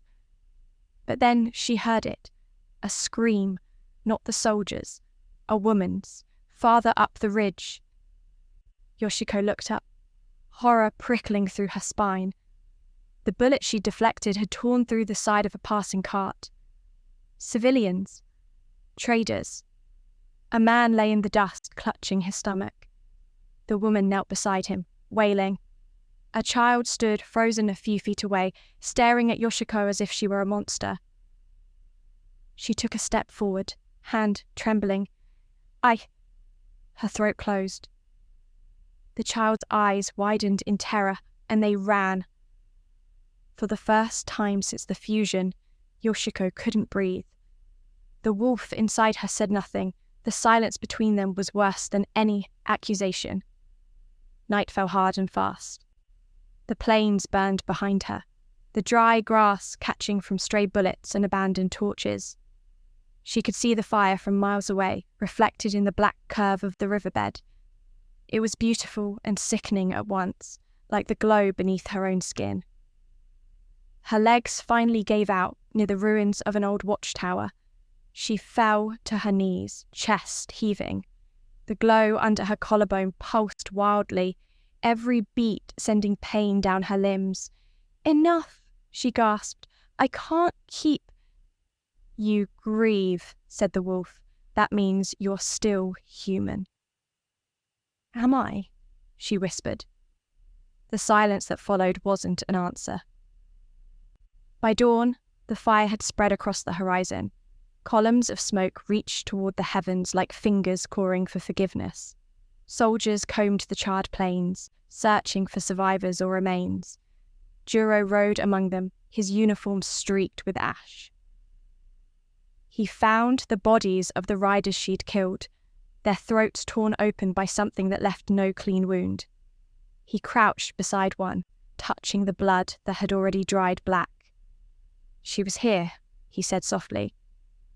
Moray's voice came from behind him, faint through the comm unit. "You sound like you're mourning her." Juro looked out at the wasteland. "Maybe I am." He knew what Command wanted. Capture the traitor, retrieve the relic, dissect whatever made her glow. But standing there, among the ruin and the smell of burnt grass, he couldn't shake the memory of Yoshiko's laugh back when they were just recruits, before all of this madness. "She's not your enemy," he said at last to no one in particular. She's proof of what we've done. Far away, Yoshiko wandered through a grove of dead trees, her shadow haloed in faint gold. Every step left a shimmer in the dust, fading as quickly as it came. In her dreams, the wolf showed her visions, its kind hunted down, cubs pierced by spears that burned with human greed, sacred groves stripped bare for ornaments, the skies once filled with creatures of light now empty and grey. She saw it all through the wolf's eyes, its death, its rage, its plea. When she woke, tears streaked her face, glowing faintly in the dawn. She stood trembling and whispered, "If I can't control you, then I'll learn to understand you." The wind shifted. Somewhere in the distance, horns sounded, another hunt beginning. Yoshiko turned toward the sound, the faint circle of light forming behind her like a crown, flickering and unstable. Her halo burned. And for the first time, she didn't run. Chapter 9. The Pact of Shadows. The wind carried the scent of soot and rain as Yoshiko reached the edge of the ruined citadel. It loomed from the plains like a skeleton of stone, arches half buried by dust, towers eaten by ivy that refused to die. What had once been a temple was now little more than hollow bones of faith. Her halo dimmed as she approached, shrinking into a faint shimmer beneath her skin. The place recognized her. When she stepped through the broken gate, the air changed. The sound of her breath echoed wrong, distorted like she was walking through someone else's memory. Symbols carved into the walls still pulsed faintly, their glow guttering like dying embers. She remembered studying these as a cadet, relic wards designed to keep divine essence contained. But here, they were failing. The whole place was leaking ancient power, humming through the stone, whispering through her teeth. The wolf stirred within her chest. Here, it began, it murmured, and here everything was unmade. Yoshiko touched the wall. The stone was warm beneath her fingers. "You mean where they killed you?" "Not killed. Unbound." A gust of wind swept through the courtyard, carrying ashes that glittered faintly before vanishing into the night. The moon rose pale and distorted through smoke, casting light that looked almost liquid as it spilled through shattered stained glass. The coloured fragments threw ribbons of red and gold across the floor, painting her in both blood and sunlight. She felt the fatigue crash over her then, the exhaustion not just of her body, but of her will. Days of running, of fighting, of loss. She had killed again. Innocence. And the memory of that child's eyes wouldn't fade. She knelt, her hands trembling. "If you can hear me," she whispered into the emptiness, "tell me what you want." For a long moment, nothing. Then the air around her thickened, pulsing in time with her heartbeat. Shadows stretched unnaturally long, twisting around her until the entire hall seemed to breathe. "You already know what I want," the wolf said, voice layered with something vast and old. "You carry it in your heart. You feel the hunger of the divine, the need to protect what was sacred before your kind turned it into trinkets and trophies." "I am not your kind," Yoshiko said through clenched teeth. "I'm human." "Are you?" The question struck deeper than it should have. She moved deeper into the citadel, her footsteps muffled by centuries of dust. Murals lined the walls, depictions of the divine beasts in their glory, lions of flame, serpents of water, wolves crowned in starlight. But in every image, the humans beside them were smaller, reverent. And then, the last mural changed the tone entirely. It showed the betrayal, armies in steel, divine creatures bound in chains of light, their halos shattered and melted into weapons. Her throat closed. The faces of the soldiers painted there might as well have been hers. The wolf's voice dropped to a whisper. They called us monsters when we refused to kneel. They burned forests to find our bones. And when we fell, they built temples with our remains. Yoshiko touched the mural. Then why save me? Why not kill me too? For a moment, she felt something close to amusement ripple through her chest. Because you stopped. That simple truth left her hollow. She remembered that night, the first time she had found the dying wolf. Her hands trembling as she pressed bandages over a wound no mortal could survive. She'd looked into its eyes and seen something that wasn't rage, but sorrow. And she had chosen mercy. She reached the inner sanctum near midnight. The ceiling had collapsed long ago, leaving only fractured moonlight and the faint hum of relic energy. In the center of the floor lay a pool of black water, perfectly still. When Yoshiko approached, her reflection looked back at her, only it wasn't hers. The figure in the water had her face, but its eyes glowed like molten gold. Its hair drifted around it as if underwater, though there was no movement. And behind it stood a vast, spectral wolf, its form fractured like glass. You carry me, the reflection said, but you do not yet accept me. I don't want to lose myself, Yoshiko said. I can't. The reflection smiled faintly. To share is not to lose. The world you cling to has already forgotten itself.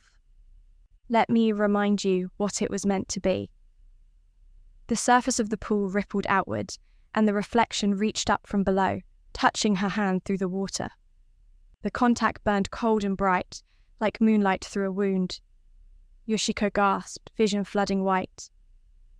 She stood suddenly in another world. The citadel was whole again. No ruins, no cracks, no ash. The air shimmered gold. Divine beasts walked among towering trees, each glowing faintly with inner fire. Wolves of starlight padded between roots the size of ships. Deer with halos grazing in the mist. Rivers that sang. It was breathtaking. Perfect. And then the fire came. Human fire. Torches, guns, the hiss of molten light. The beasts fell screaming, their bodies collapsing into fragments of radiance. The forest turned to cinder. She watched as Okemi no Sei, the wolf whose heart she carried, fell to its knees, pierced by a weapon forged from its own kin. When the blade struck, its halo split apart, fragments scattering into the wind. One of them, the smallest, fell into the body of a kneeling soldier who had hesitated. Yoshiko realized she was watching herself, centuries before she was born. The same mercy, the same pause, the same curse. The vision broke. She staggered back from the pool, gasping. Her hands glowed faintly, veins pulsing gold. The wolf's voice rose all around her now, both inside and outside her body. This is our truth. You were chosen because you remembered compassion when the world forgot.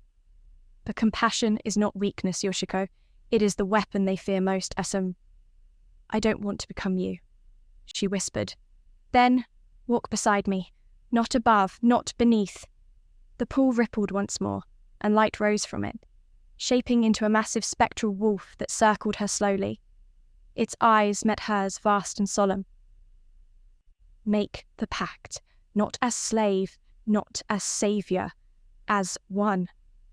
She hesitated only a heartbeat, then she nodded. The wolf stepped forward, its form dissolving into 1,000 threads of light that sank into her skin. Her body arched as energy flooded through her, a rush of strength, memory, and something deeper. Her heartbeat and the wolf's became one, echoing like thunder in her veins. When it was done, she stood alone in the ruined sanctum. Her halo burned steady now, a ring of faint light hovering just behind her head. Not divine, not human. Something between. The silence felt different. No longer absence, but peace. Then, Faintly, the wolf's voice whispered, "They will come for you again, but now they will find the hunter waiting." Outside, the wind had changed. The storm that had been circling the plains finally broke, lightning carving veins across the clouds. Yoshiko stepped out into the rain, the glow beneath her skin dimming beneath the downpour. For the first time since the fusion, she didn't feel alone.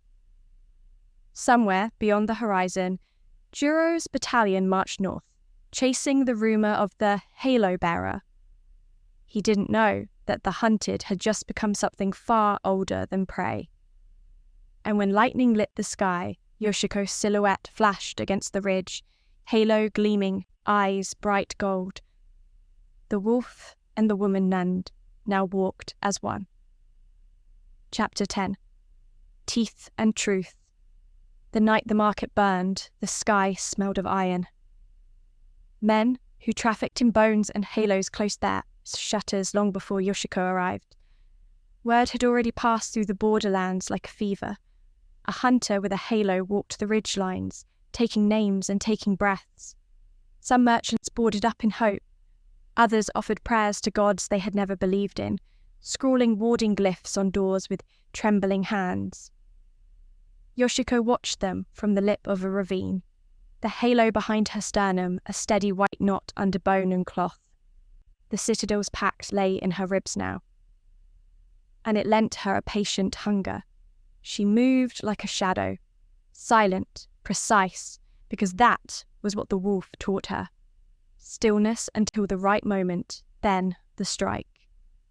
Tatsuya waited in the thicket below, a silhouette among dead brush. He had cleaned the map of the market routes with deliberate care, memorizing back alleys and supply chains. He moved with the practiced slowness of someone who had once been a thief for a reason other than profit. Curiosity, perhaps, or the cold, arithmetic thrill of finding what men hid. "You sure about this one?" he murmured when she slid down the slope to join him. She glanced at the glittering rows of stalls in the valley like trapped stars. "They sold a boy's tooth last month," she said quietly. "An entire tooth, polished and set in silver. The money they fetched..." Her voice cut off. The wolf's patience thrummed beneath her sternum, a metronome of menace. Tatsuya's mouth pursed. "Then let's take their ledger and burn their pockets." He grinned, grim, tired, and adjusted the strap of his sling. "And maybe smash a few skulls just for balance." They moved together into the market, like two predators testing a new range. Lantern light pulled around crates and jars. The relics sat under glass like insects pinned in amber. Vendors shouted prices in low, rough syllables. Bidders circled like vultures. Yoshiko felt the air vibrate with the hum of divine residue. Tuned instruments, magnets to the glow beneath her skin. At the first stall, a trader held up a ribbon set in brass. It glimmered like a promise. A child peered from behind a curtain, eyes wide. Yoshiko felt something pull inside her chest, the wolf's memory rising like bile, a mother's howl, the crack of spears, luminescent bone dragged across the frozen earth. Her knees trembled. "Remember why you fight," the wolf said. She stepped forward without sound. The trader looked up, curiosity turning to greed when he saw the glow through her shirt.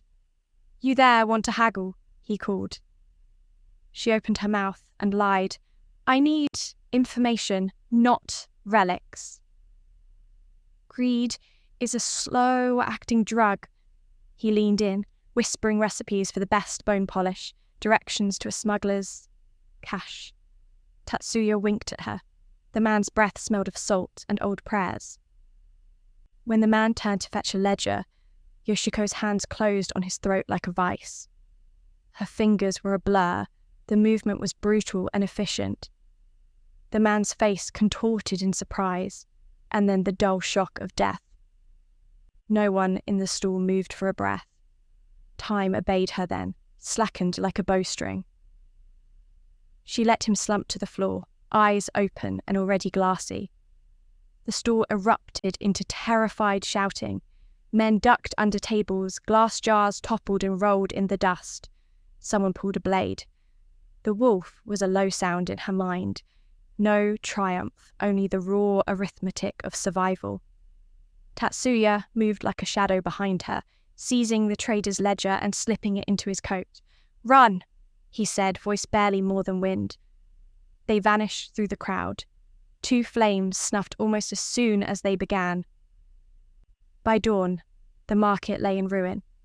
A fire that had started in a trader's brazier ate through the thatch and leapt from stall to stall. Yoshiko watched the flames ripple over bones and glass, the light turning milky rivers into molten wounds. People staggered through smoke, arms full of stolen things, faces wet with ash and regret.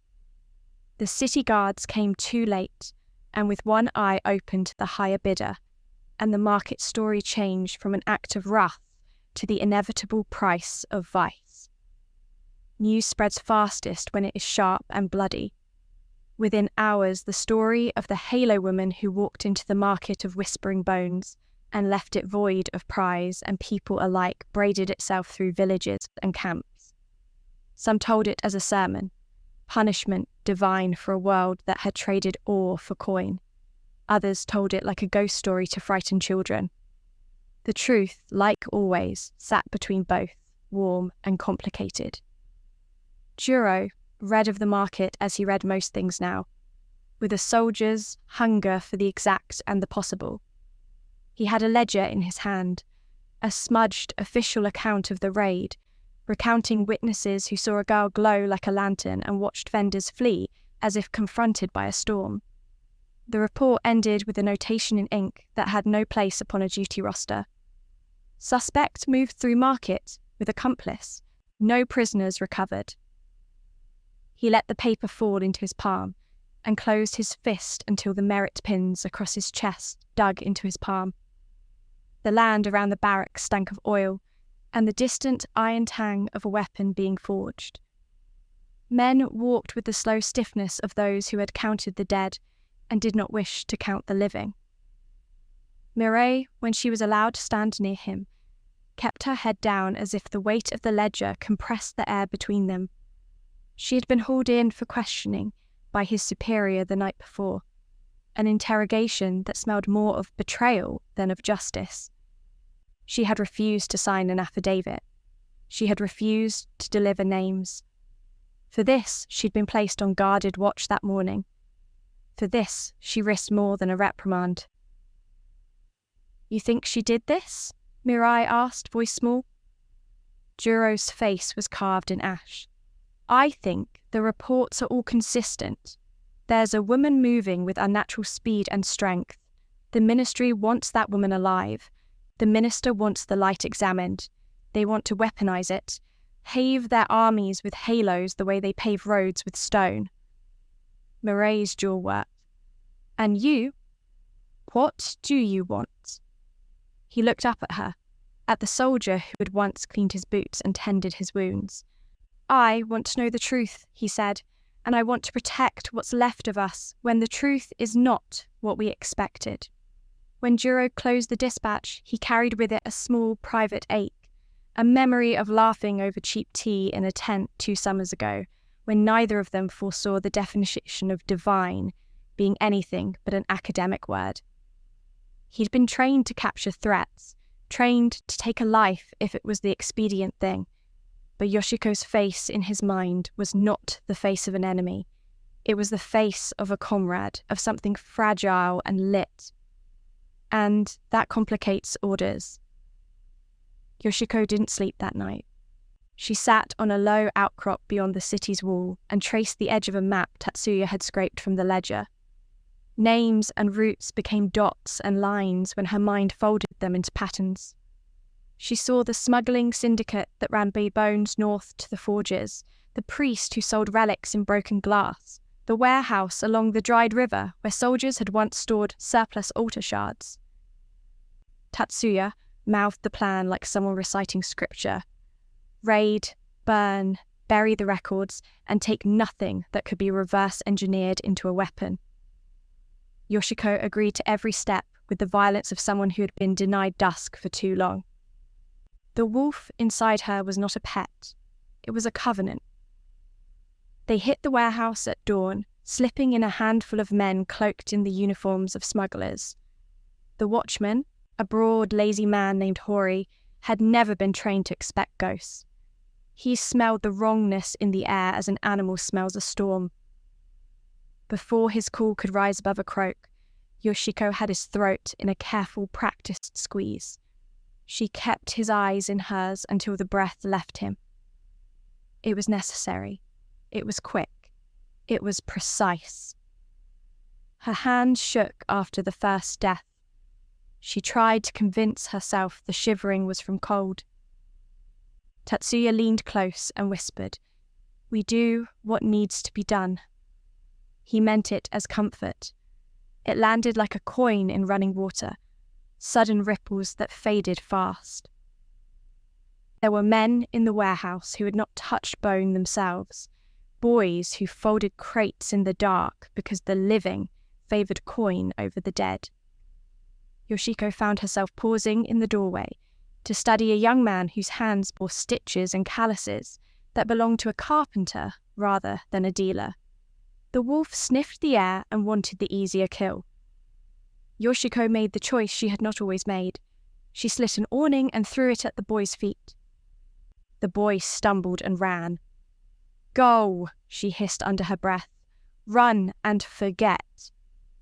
Later, when the flames licked the rafters and crackled against dusty bone, she would realize the boy had left a dropped bracelet in the dirt. Tatsuya would pocket it for luck, later saying something like, "A talisman for the woman who breaks the world." She would let him and not ask for its provenance. Word of their strike spread quickly. Where the market had burned and the warehouse collapsed, whispers followed about the light in Yoshiko's chest, about a wolf's silhouette fleeting across the ridge. Shepherds started leaving offerings by shrines. Priests ran through sermons that ended with fervent pleas for safety. Children drew pictures of a woman with a halo and a wolf's snout, and those drawings circulated in the barracks, replaced on pinboards by troop notices. The populace needs icons and villains both, and Yoshiko fit both molds depending on who told the story. Sometimes, when fatigue finally let the muscles tremble, she and Tatsuya would sit on the ridge and hear the rumour mill spin. Tatsuya would laugh sometimes, sharp and airy. "They will make figureheads of you in the market stalls," he said once, rolling a stick between his fingers. "They'll paint you with horns and call it myth." Yoshiko let a bitter smile touch her lips. "Let them call me anything." She stared into the valley, where smoke still braided the dawn. "But whatever they call me, they will stop profiting from what used to be divine." Tatsuya's hand brushed hers once, a touch that was not quite friendship and not quite more. "You think Juro will ever understand?" She didn't answer at first. The name flared like a memory wave through her. In a life she had been training for, they had shared duties and jokes and a quiet that could rest between the two of them like a warm blanket. He had aimed truth at her as much as accusation, and there were hours he had given her that she had kept close, tea stains, a reprimand given softly, a look that stayed. "Maybe," she said quietly, "or maybe he'll see a threat so big that mercy seems impossible to him." The wolf's breath brushed the hollow of her neck. "He remembers you with human eyes. That does not mean he is blind." Not every raid went like a hymn. Once, in a supply convoy bound for the east, a priest with a chip of stellar bone, embedded in his staff, turned and begged for mercy. He was a small man, hands white and shaking, who spoke of saints who had protected relics. Yoshiko stood over him in the mud, lantern-light cutting his features into maps of panic. "You could have kept it," the priest said with a nascent courage. "You could have given it to the ministry. Think how many lives such bone would secure." She felt the old soldier's habit surface briefly, a notion of order, of sacrifice for the many. Her fingers tightened until he gasped. "Secure them from what?" she asked. "From reverence? From remembering? From the memory of what your kind once worshipped?" The priest's eyes flicked in shame to the halo buried beneath her shirt. "Please," he whispered, "spare us." Tatsuya's hand on her elbow was light, but his voice was steady. "We aren't here to judge. We're here to stop the trade." She knelt then, a movement that surprised herself. Her palms on the priest's small cold hands felt like the pulse of the world. She could have killed him. The wolf's hunger rippled in her like a current, but somewhere, deeper than the pact, an ember of the merciful act that had started this outburst burned. "For now," she said, voice low and anything but kind, "you walk away and never touch such things again. If you break that, this mercy ends." He nodded as if he might have chosen better in another life. He walked away hollow-eyed, and the convoy disappeared into smoke. When she stood, the wolf snarled inside her chest, but Yoshiko let it be, because there was a cruelty to killing everything that might heal. Inside the ministry, the wheels turned with mechanical, indifferent patience. Experiments were logged. Bones were stripped and catalogued, their marrow measured and tasted by men who had no poetry left in them. They wrote notes in small handwriting about possibilities and combat simulation scenarios. They sketched the anatomy of divinity as if it were a blueprint. Mirai read those pages once, under watched lights, when they had nothing but paper and a promise that the military's methods were for safety.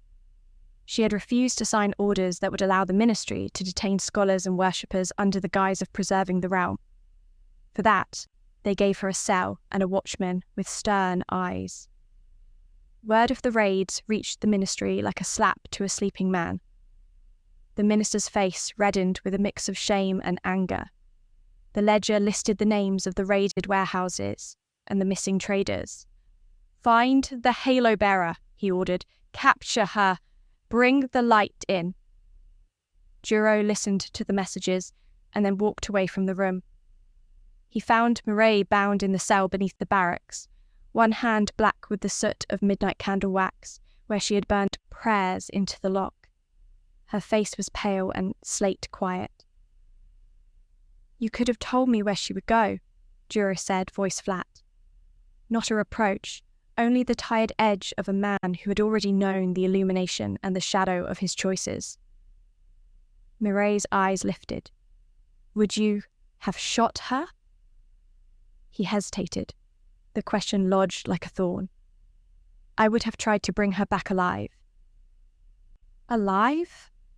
Her laugh was a thin, ragged sound.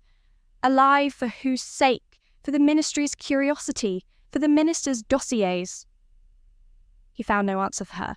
The ledger in his pocket burned his palm. "I don't want to hurt her," he admitted finally. "But I don't want to let them make a god into a gun either." "For what it's worth," Mirai said, "the people you serve don't all believe the ends justify the cruelty." Outside, boots marched in even rhythm. Orders flew like black birds overhead. Someone had to keep the balance while the rest of the world rediscovered how thin mercy could be. Mirai's punishment became the example. She was paraded through the barracks the next morning, bound, accused, and made into a warning for those who harboured sympathies. Juro watched the soldiers' faces as they passed her by, some with pity, some with disgust. In the crowd, he caught a glimpse of someone whispering, perhaps the minister's clerk, about trial and amputation if she did not confess to conspiring with the halo bearer. He felt the ledger's weight anew, heavier than duty. Us. When the world turns on a hinge, it pinches those closest to it. Yoshiko heard of Mirai's capture through a whisper at a crossroads. The news sank into her as if someone had shoved cold steel into her side. The wolf stirred, a coiled, lashing thing, that wanted to break into the ministry's courtyard and tear history free from its bone-cold logic. She could imagine Juro there, the lines of his face etched in ash, his voice choked by orders and loyalty. She had to choose what kind of predator she would be, the one that devoured everything in rage, or the one that picked its prey with purpose. At night, she stood on a low hill and watched the stars, imagining Mireille bound in chains, imagining Juro pacing in a room that smelled of gun oil and paper. The halo inside her throbbed, and she thought of mercy. She would go to the ministry. Not to negotiate, not to plead, to take what was being made into a weapon and put it to rest with the same hands that had once chosen compassion. The wolf, patient and terrible, agreed. When Yoshiko and Tatsuya finally moved on Mireille's holding, they did not rush with the brashness of thieves. They slipped like frost across the courtyard, scaling walls and moving through blind spots that only someone with the wolf's memories could find. Tatsuya neutralized the watchman with a practiced rope and twist, quiet and swift. Yoshiko moved like a blade, her halo a careful faint glow beneath the dust. They reached the cell where Mireille was kept. Her eyes, when she saw Yoshiko, were a catalogue of 1,000 small, terrible truths. The hurt of being betrayed, the stubbornness of one who chooses to keep faith, the fatigue of one who had lost a world's worth of illusions. Yoshiko, she whispered, disbelief and relief skewing into a single sound. Time to go, Yoshiko said, voice low. But even as she spoke, the flag of the ministry snapped outside, alert wings against the night. Someone had raised the alarm. Steel hit the night like lightning. Guards poured into the corridors in a wave, their shouts a wet, clinical sound. Yoshiko felt the wolf's hunger quicken to a razor edge. The fight that followed was not poetry, it was bare, bone-deep combat. She moved between men like a sharpened thought, disarming, breaking, disabling without unnecessary killing for a while. Yet, in the crush of bodies, in the blind panic of torches, a man's throat opened like an apple under a too powerful hand. Mireille's face turned away. She could not watch. Tatsuya dragged them both through the smoke and the clatter, fighting with a desperation that had the shape of a man who had decided there were no other options left. They spilled into the cool night, laughter and sobs braided together, and then they were running, away from the torchlight, away from the ledger, away from the ideology that would justify turning holiness into a blade.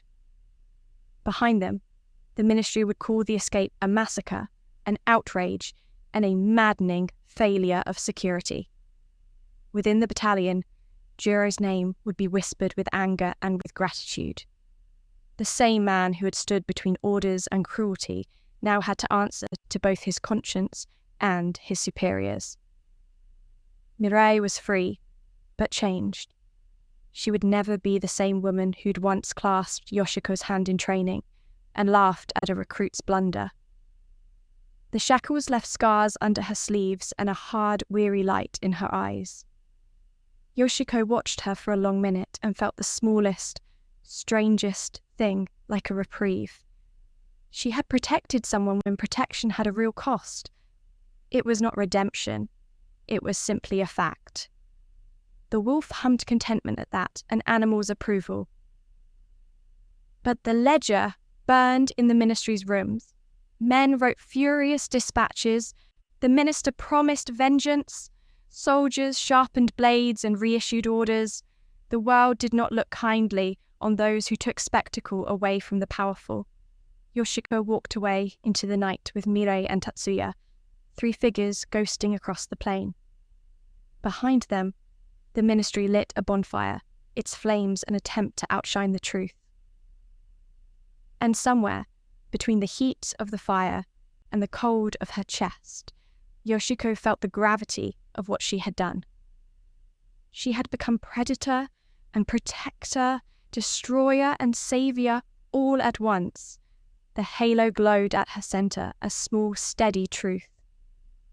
They would tell stories of her in the years to come. Some would call her demon, others saint. For now, she was simply a woman who had chosen to bite back. She tasted blood on her tongue, and it did not make her sick. Chapter 11. The Light Devours. Night clung to the research camp like a living thing. The air smelled of scorched metal and antiseptic, so sharp it made the lungs ache. Yoshiko crouched in the shadow of a jagged rock, watching the patrols wind through the compound. Her heartbeat was steady, but every nerve in her body hummed with anticipation. She could feel the wolf's presence beneath her ribs, coiled and coiling, whispering fragments in a voice older than blood. It is time. It is hungry. It is ours. The glow beneath her skin pulsed in faint synchrony with the halo's light, a slow heartbeat that made her muscles ache and scream. It had taken weeks to temper, but now it trembled with unspent power, like a storm behind glass. Every shadow, every beam of torchlight was a test. She had never been stealthier, never needed to be. Humans were predictable, prideful, linear, mortal, and this night they would learn that she was none of those things. The perimeter fence shimmered faintly under electric current. Yoshiko crouched lower, her hands pressing into the soil until her fingertips ached. A wolf's paw would have no trouble slipping through. Her human body did. She didn't care. She slipped through anyway, careful not to touch the taut wires, letting the unnatural strength in her legs propel her silently over the last barrier. When she landed, it was on the balls of her feet, knees bent, senses screaming. Her ears twitched. The wind carried a metallic tang, sweet and bitter. Blood. Inside, the camp sprawled like a city of glass and steel, cages lined in perfect rows. Within each, faintly glowing fragments pulsed. Bones, skulls, sinew encased in light. Yoshiko's stomach twisted. She had seen relics before, on the black market, stolen and shattered for profit. But this was organized. The ministry had gone beyond collecting. They were creating soldiers using divine bones fused into human bodies, grafting shards of luminescence into marrow, embedding fragments of the old gods into men and women who were still alive. A young boy, no more than 15, moaned softly in one of the cages. Yoshiko froze. The wolf's voice rumbled in her chest. It is the same pain we felt. She stepped forward slowly. The boy's eyes were wide, golden veins tracing the surface of his sclera. He shivered as the light in his chest pulsed violently, trying to escape, trying to burn the human vessel. Yoshiko clenched her fists. The ministry called this progress. The wolf called it desecration. She could not allow it. The first line of guards rounded a corner, rifles raised, voices clipped. Yoshiko leapt, muscles coiling with unnatural power. In an instant, the first soldier was thrown across the corridor by a blast of force she didn't fully control. The wolf's hunger surged, a feral wave guiding her movements. She didn't think. She acted fast, precise, brutal, limbs bent in impossible arcs, strength magnified by her shared essence. The guards never had a chance. Bones cracked, metal clanged against stone, and the echo of the first scream rang through the camp like a bell. She moved through the facility, setting fires to cages and severing connections that fed the glowing bones into the ministry's experiments. Sparks rained as she struck machines with her hands, halting pumps, shattering glass tubes, and watching shards of divine light scatter across the floor like fallen stars. Every pulse from the relics throbbed in her chest, a chorus of grief and rage that nearly overwhelmed her. She staggered, nearly falling to her knees, as the wolf whispered, "One, strike, one, let it bleed." Then she heard it. A familiar voice, calm and infuriatingly precise. "Yoshiko." She froze. The wolf snarled, the hairs on her neck rising. Juro stepped out of the shadows, blade in hand, eyes unflinching. His uniform was torn, mud-streaked, but his posture was impeccable, unyielding. The firelight flickered across his face, highlighting the lines of doubt and fear he did not speak. "You shouldn't have come here," Yoshiko said, voice low. Halo light shimmered beneath her skin, casting her in spectral gold. "I shouldn't be here," he replied, advancing slowly. "But this is too far. What they're doing, it's the same as what was done to you. I can't let you destroy them, and I can't let you keep yourself." Yoshiko's hands clenched. "I am myself." "Are you?" His blade flashed under the light, cutting arcs that would have been deadly to any ordinary human. "You are no longer a soldier. You are something else." The battle began. Juro moved with skill tempered by experience, but Yoshiko was faster than any human should have been. The wolf guided her strikes, weaving feral reflexes through her arms and legs. She twisted, ducked, and struck back with the fury of centuries of divine rage. Sparks flew as steel met steel. Hands grappled, and each movement became a question. Which part of her was in control, and which belonged to the wolf? Juro's eyes widened as her strength tore through his guard. Each strike left bruises that would have killed normal men. He countered with precision, using leverage, angles, anything to stay alive. Yet every time he forced her back, the halo flared, white gold and blinding. The wolf raged inside her chest, howling with pain and wrath. "You're hurting yourself," Juro shouted, parrying a blow that could have cleaved him in two. "You can't hold it forever." "I don't care," Yoshiko hissed. "I will not let them turn the world into this." She gestured at the cages, now smoking and shattered. The lights inside the broken vessels pulsed weakly, dying. "Not again!" The fight escalated. Juro lunged, blade slicing toward her chest. She blocked, but the tip of his steel drew blood, slashing across her torso. Pain exploded hot, sharp, human pain, and she faltered. The wolf snarled and surged, filling the gaps where her flesh would fail. In that instant, Yoshiko felt herself breaking apart, the world narrowing to fire, light, and the rhythm of a heartbeat that was not entirely hers. The wolf surged fully, a river of power and spirit flooding her veins. She screamed, not in human sound, but a chorus of grief and fury that shook the walls. The fusion was violent. She felt every bone, every sinew, every memory of the wolf merging with her own. It burned, it twisted, it ripped. Her vision shattered into fragments, showing her the past. The slaughtered wolves, their glowing eyes pleading, the greedy humans tearing bones from bodies. Every memory collided with the present, and for a heartbeat, she believed she might die or be consumed. Then it stilled. When she opened her eyes, everything had changed. Her limbs felt like both hers and not hers. The halo above her chest blazed like a sun caught in a cage. The camp trembled with the pulse of divine power. Juro staggered back, shielded his eyes, and stared, the recognition dawning. She was alive, but no longer fully human. She was a creature of light and bone and wrath. "You survived," he breathed, awe and fear mingled in his tone. "I am no longer yours to stop," Yoshiko said, voice low, yet echoing with something impossible. The wolf spoke through her now, clear and resonant. "We are one, and we will not die here."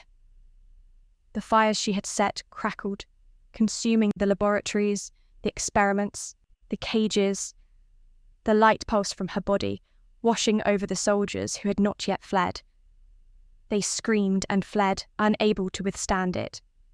Juro watched, knowing that the person he had once loved, the soldier who had trained beside him, the girl who had saluted before battle, had become something beyond comprehension. She turned her gaze on him, calm now, terrifying in its serenity. "Go," she said. "Leave. You cannot stop this, and if you try—" The halo flared. The ground trembled. She did not need to finish the sentence. Juro lowered his blade. He knew, even if he hated it, even if part of him still remembered the human Yoshiko he had once trusted, he could not fight what she had become. And, for the first time, the wolf whispered something almost tender in her mind. "We survived. We endure." The night swallowed the camp in a blaze of divine light.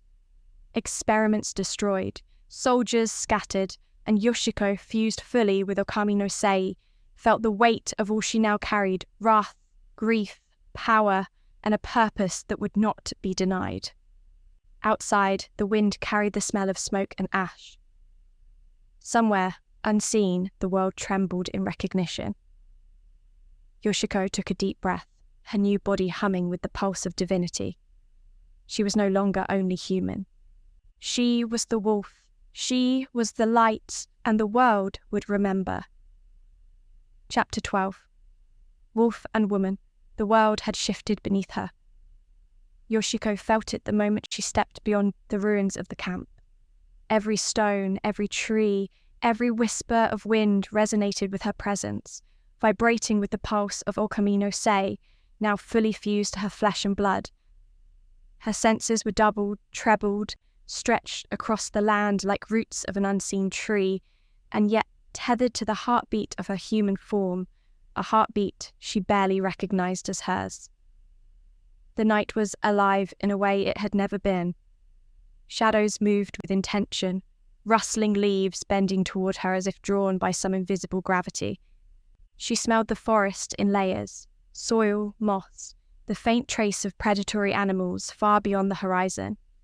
Even the stars seemed to tremble at her glance, halo light flickering faintly beneath her skin, illuminating her figure like a beacon to anything that dared approach. She was beautiful, terrifying, not fully human, not fully wolf, something new, something eternal. Tatsuya lay, slumped against the base of a charred wall, one arm bandaged, clothes scorched from the fires she had left behind. His breathing was shallow, laboured, but he looked up at her with recognition and something akin to awe. You survived," he rasped, eyes wide beneath the moonlight. "By gods, you survived it all." "I am alive," Yoshiko said, her voice a strange harmony of human timbre, and something deeper, older, resonant like a distant forest echo. "But I am changed." "You're more than human," he muttered, trying to push himself upright. His hand shook as he reached for her. "I don't even know if I can help you." The wolf's voice threaded through her mind, weaving with her thoughts. "You need him. Trust is fragile, but it binds. He is necessary." She knelt beside him. Her fingers hovered above his arm, brushing against the burn. The touch was gentle, yet unnervingly powerful. The halo beneath her skin flared slightly, and he flinched at the subtle pressure. The wolf whispered again, "Heal, but do not linger." "I'll get you out of here," she said, steadying him with one arm beneath his shoulders. Tatsuya's pulse slowed slightly, warmth returning to his fingers. "We need to move. They'll regroup soon. They will not forgive what we did tonight." He coughed, grimacing, blood flecking his lips. I don't care. If it's with you, I'll move." Her lips twitched in a fleeting shadow of a smile, human in form, but alien in depth. "He chooses loyalty," the wolf noted, "and he will pay for it." The forest beyond the camp seemed to recognize her. Branches bent to form corridors, leaves rustling to shield their passage. Rocks shifted subtly, rolling to cover footprints. The wind whispered warnings, urging them onward, and she understood the land itself deferred to her presence now, a reminder that she was not merely a survivor, but a guardian of something ancient, a force older than man's greed. Hours passed in silence, punctuated only by Tatsuya's coughing and her slow, steady breaths. When dawn broke, the first rays of light glanced across the forest canopy, and she saw visions that were not her own, flashes of luminous wolves bounding across valleys of mist, human hunters falling beneath radiant teeth, divine bones shattered and reshaped. Memory? Prophecy? She could not tell. Her pulse quickened. The wolf stirred beneath her ribs, teasing at her control. "Do you feel it?" it asked. "We are awake now, and they will fear us." She did. Fear and power, tangled in the same coil. She was no longer one being. She was many, a convergence of human will and divine fury. Tatsuya noticed her eyes flicker gold in the half-light, reflecting the weight she carried. "Yoshiko," he whispered, voice trembling. What are you now?" She paused. The wind stilled as though the world itself awaited her answer. "I am both," she said finally, her voice low but resonant. "I'm Yoshiko, and I am Okami no Sei." He swallowed hard, fear and admiration coiling in his chest. "And what does that mean for us? For me?" She placed a hand gently on his shoulder.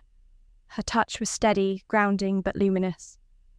"It means I cannot stay among people as I once did. My life, our lives, have changed. I cannot undo what has been done. I can only move forward." He nodded, trying to mask the trembling in his hands. "Then I will follow. Just don't let me get in the way." Her lips curved faintly, almost human in its warmth. "You would not," she said, and the halo pulsed brighter, as though affirming the truth of her words. The world around them shifted. Time seemed elastic. Trees bent, leaves shimmered with strange light, and the air thrummed with energy. Yoshiko felt herself straining at the edges of reality, every step echoing with divine power. The wolf whispered, guiding, warning, yet holding her in check. She marveled at the sensation, the thrill of power, tempered by a cautious tether to humanity. In the distance, movement caught her eye. Juro, standing on a ridge, observing. His blade was lowered, his posture rigid, the moment stretched taut between them. He was alive. He had survived the inferno, and he understood at last the scale of what she had become. Yoshiko inhaled, the halo flaring faintly beneath her chest. "Juro," she said, voice carrying across the clearing. "You know now. If you try to stop me, you will not succeed. And if you do not, you may yet save what little light remains in this world." He lowered his gaze, exhaling slowly. "I cannot kill you. Not now. Not ever." A pause, pregnant with years of history, anger, loyalty, and unspoken words. Yoshiko felt the wolf stir beneath her ribs, approval and hunger intertwining. He understands. That is enough for now. Tatsuya shifted uncomfortably beside her, injured yet steadfast. She looked down at him. "We must leave," she said. "They will come, and the world will not forgive what we are." He nodded. "Then we run together." And so they moved, through forests that whispered their approval, across valleys that seemed to bend around her presence. Yoshiko embraced the duality inside her, the woman who had survived war and betrayal, and the wolf who had endured the slaughter of her kind. She was both predator and protector, light and fury, human and divine. As dawn gave way to day, she looked back once at the distant fires of the camp. The smoke drifted lazily across the horizon, a reminder of what had been destroyed and what had been saved. She allowed herself a fleeting moment of sorrow. Then She turned toward the wilderness ahead, halo glowing faintly in the morning light, a promise to the wolf and to herself. The world had not seen the last of her. The wolf purred in her chest, low and rumbling. There is more to do. There is more to protect, and we are ready. Together, Yoshiko and Tatsuya vanished into the forest, stepping into a reality that no human, no soldier, no law could define. She had become the light that devoured, the wolf that watched, and the woman who carried both a guardian born of fire, bone, and blood. And the horizon burned faintly with the echoes of a world yet to reckon with her presence. Chapter 13. The Halo and the Howl. The wilderness had changed her. Yoshiko felt it in every fibre of her being as she moved through forests, over jagged cliffs, across rivers swollen with spring meltwater. She was no longer merely human, no longer merely Yoshiko. She was the wolf and the woman intertwined, Okumi no sei, pulsing beneath her skin, halo light flickering faintly with every breath. The world bent subtly to her presence. Branches arched aside, shadows lengthened in deference, prey and predator alike aware of the unseen force moving between them. Tatsuya limped behind her, blood-streaked and weary, but resolute. He had followed her across burned plains, over shattered ruins, and through nights so cold that frost crystallized in his hair. Yet even in his exhaustion, he kept pace, tethered by loyalty, by awe, and perhaps by fear. Yoshiko could sense every thought he tried to suppress: wonder, dread, devotion, guilt. She did not judge him. The wolf whispered, "He is necessary. Let him survive." They moved in silence for hours, the moon a silver arc in the sky. Yoshiko's senses took in every detail: the subtle quiver of a rabbit in the underbrush, the distant howl of a pack she could never see, the faint scent of smoke from human settlements far below the hills. Each sense was magnified, fused with the wolf's instincts. She had learned to temper the hunger, the primal urges that surged through her in violent waves. But they were always there, a reminder that she was no longer fully human. By midday, they reached the edge of a cliff overlooking a valley. So wide, it seemed endless. The ruins of an ancient city lay below, shattered towers and collapsed walls mingling with the overgrowth of centuries.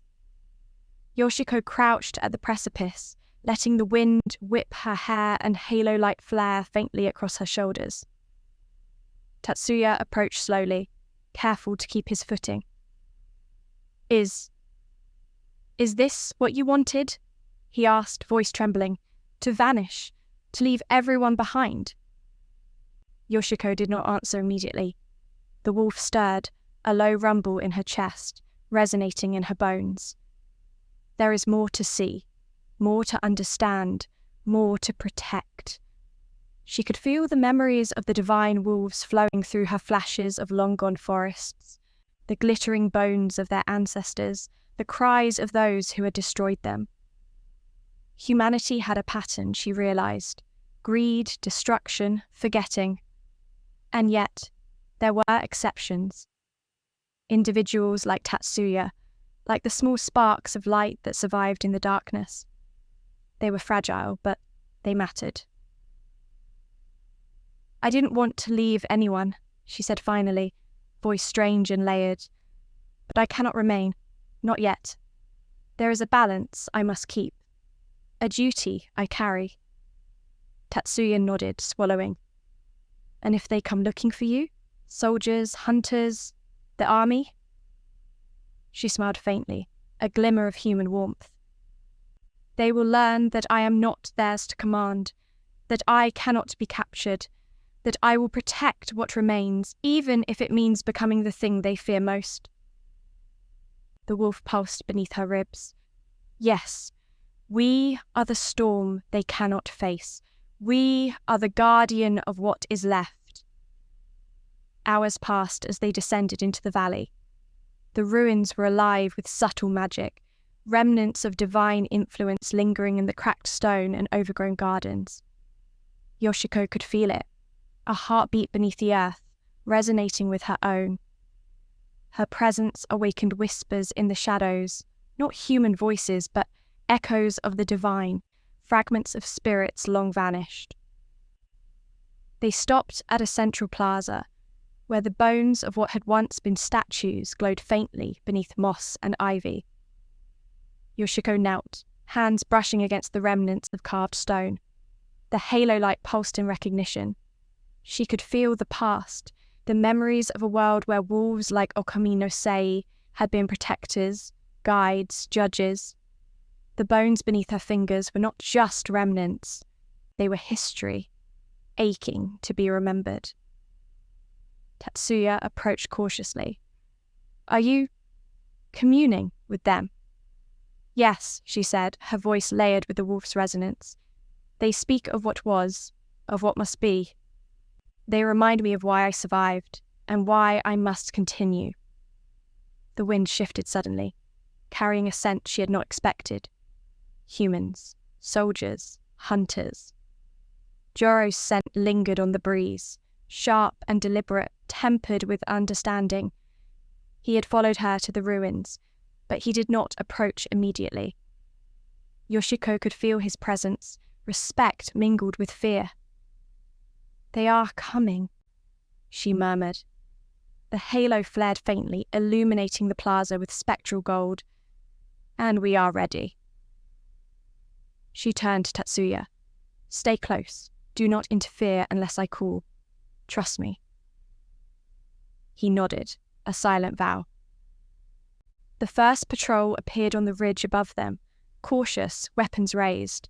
Yoshiko stepped forward, halo light flaring brighter. The soldiers faltered, seeing her fully for the first time. Human form, yet otherworldly, eyes gold as sunlight on water, movements fluid and impossible, strength radiating from every pore. Whispers spread instantly among them. Demon, saint, halo bearer. She raised her hand, not in threat, but in command. "You will not cross me." The air itself vibrated with energy, and the soldiers staggered back as if struck by an invisible force. The wolf purred in approval, low and deep, harmonizing with her heartbeat. Jiro stepped into view, unarmed, hands raised slightly in caution. His eyes met hers, and for a heartbeat, the world was still. "Yoshiko," he called, "I cannot follow orders anymore. I see what you have become, and I will not stop you. But be careful. This power, it is not just yours. It touches everything." She inclined her head, acknowledgement, gratitude, and warning all in one. "I know," she said, "and I will not squander it. But there are more like me. There will always be more. You must understand that this is only the beginning." The soldiers on the ridge, uncertain, began to retreat. Fear, awe, confusion, order tangible in the air. Yoshiko felt the wolf stir, approving, sensing potential threats, feeling the promise of the hunt, the protection, the justice yet to come. She turned back to Tatsuya. "Come," she said. "We move forward." Together, they vanished into the wilderness. Shadows blending with shadows, the ruins of the ancient city behind them glowing faintly with the echo of divine presence. As night fell, Yoshiko paused on a cliff overlooking a distant burning city. Smoke and fire rose on the horizon, distant but unmistakable. Her halo flared brighter, casting golden light across her form. The wolf stirred inside her chest, whispering memories of slaughtered kin, of divine bones stolen, of greed and destruction that must be answered. "There are more of us yet," the wolf said, voice both hers and not hers. She closed her eyes, inhaling the scent of smoke, earth, and wind. The weight of the world pressed against her shoulders, yet she welcomed it. She was no longer the soldier who had fled a dying wolf. She was the wolf and the woman fused, a guardian, a predator, a light in the darkness. Her eyes opened, glowing faintly in the dusk, reflecting the flames on the horizon. She turned toward them, stance unyielding, halo hovering like a distant sun above her chest. The howl rose from her throat, human, divine, and animal all at once, a signal to the world she was here and she would not be stopped. Somewhere far beyond the wilderness, whispers of a wolf woman began to spread. Tales of her protecting ruins, attacking those who defile divine remains, of light and fury entwined in human form. The legend spread as fire spreads, fast, unstoppable, terrifyingly beautiful. And in that growing legend, a promise: the divine was not gone. Not all had been slaughtered. Yoshiko, half woman, half wolf, all guardian, would ensure that the remnants endured. The halo pulsed faintly as she vanished into the forest. The howl lingered, echoing across mountains and valleys, a prelude to the storm yet to come. Somewhere, distant, the ruins of human greed burned, and Yoshiko turned toward the flames, eyes and halo alight with purpose. There are more of us yet, and she was ready. Thanks for listening. Stay cozy, and I'll see you in the next story.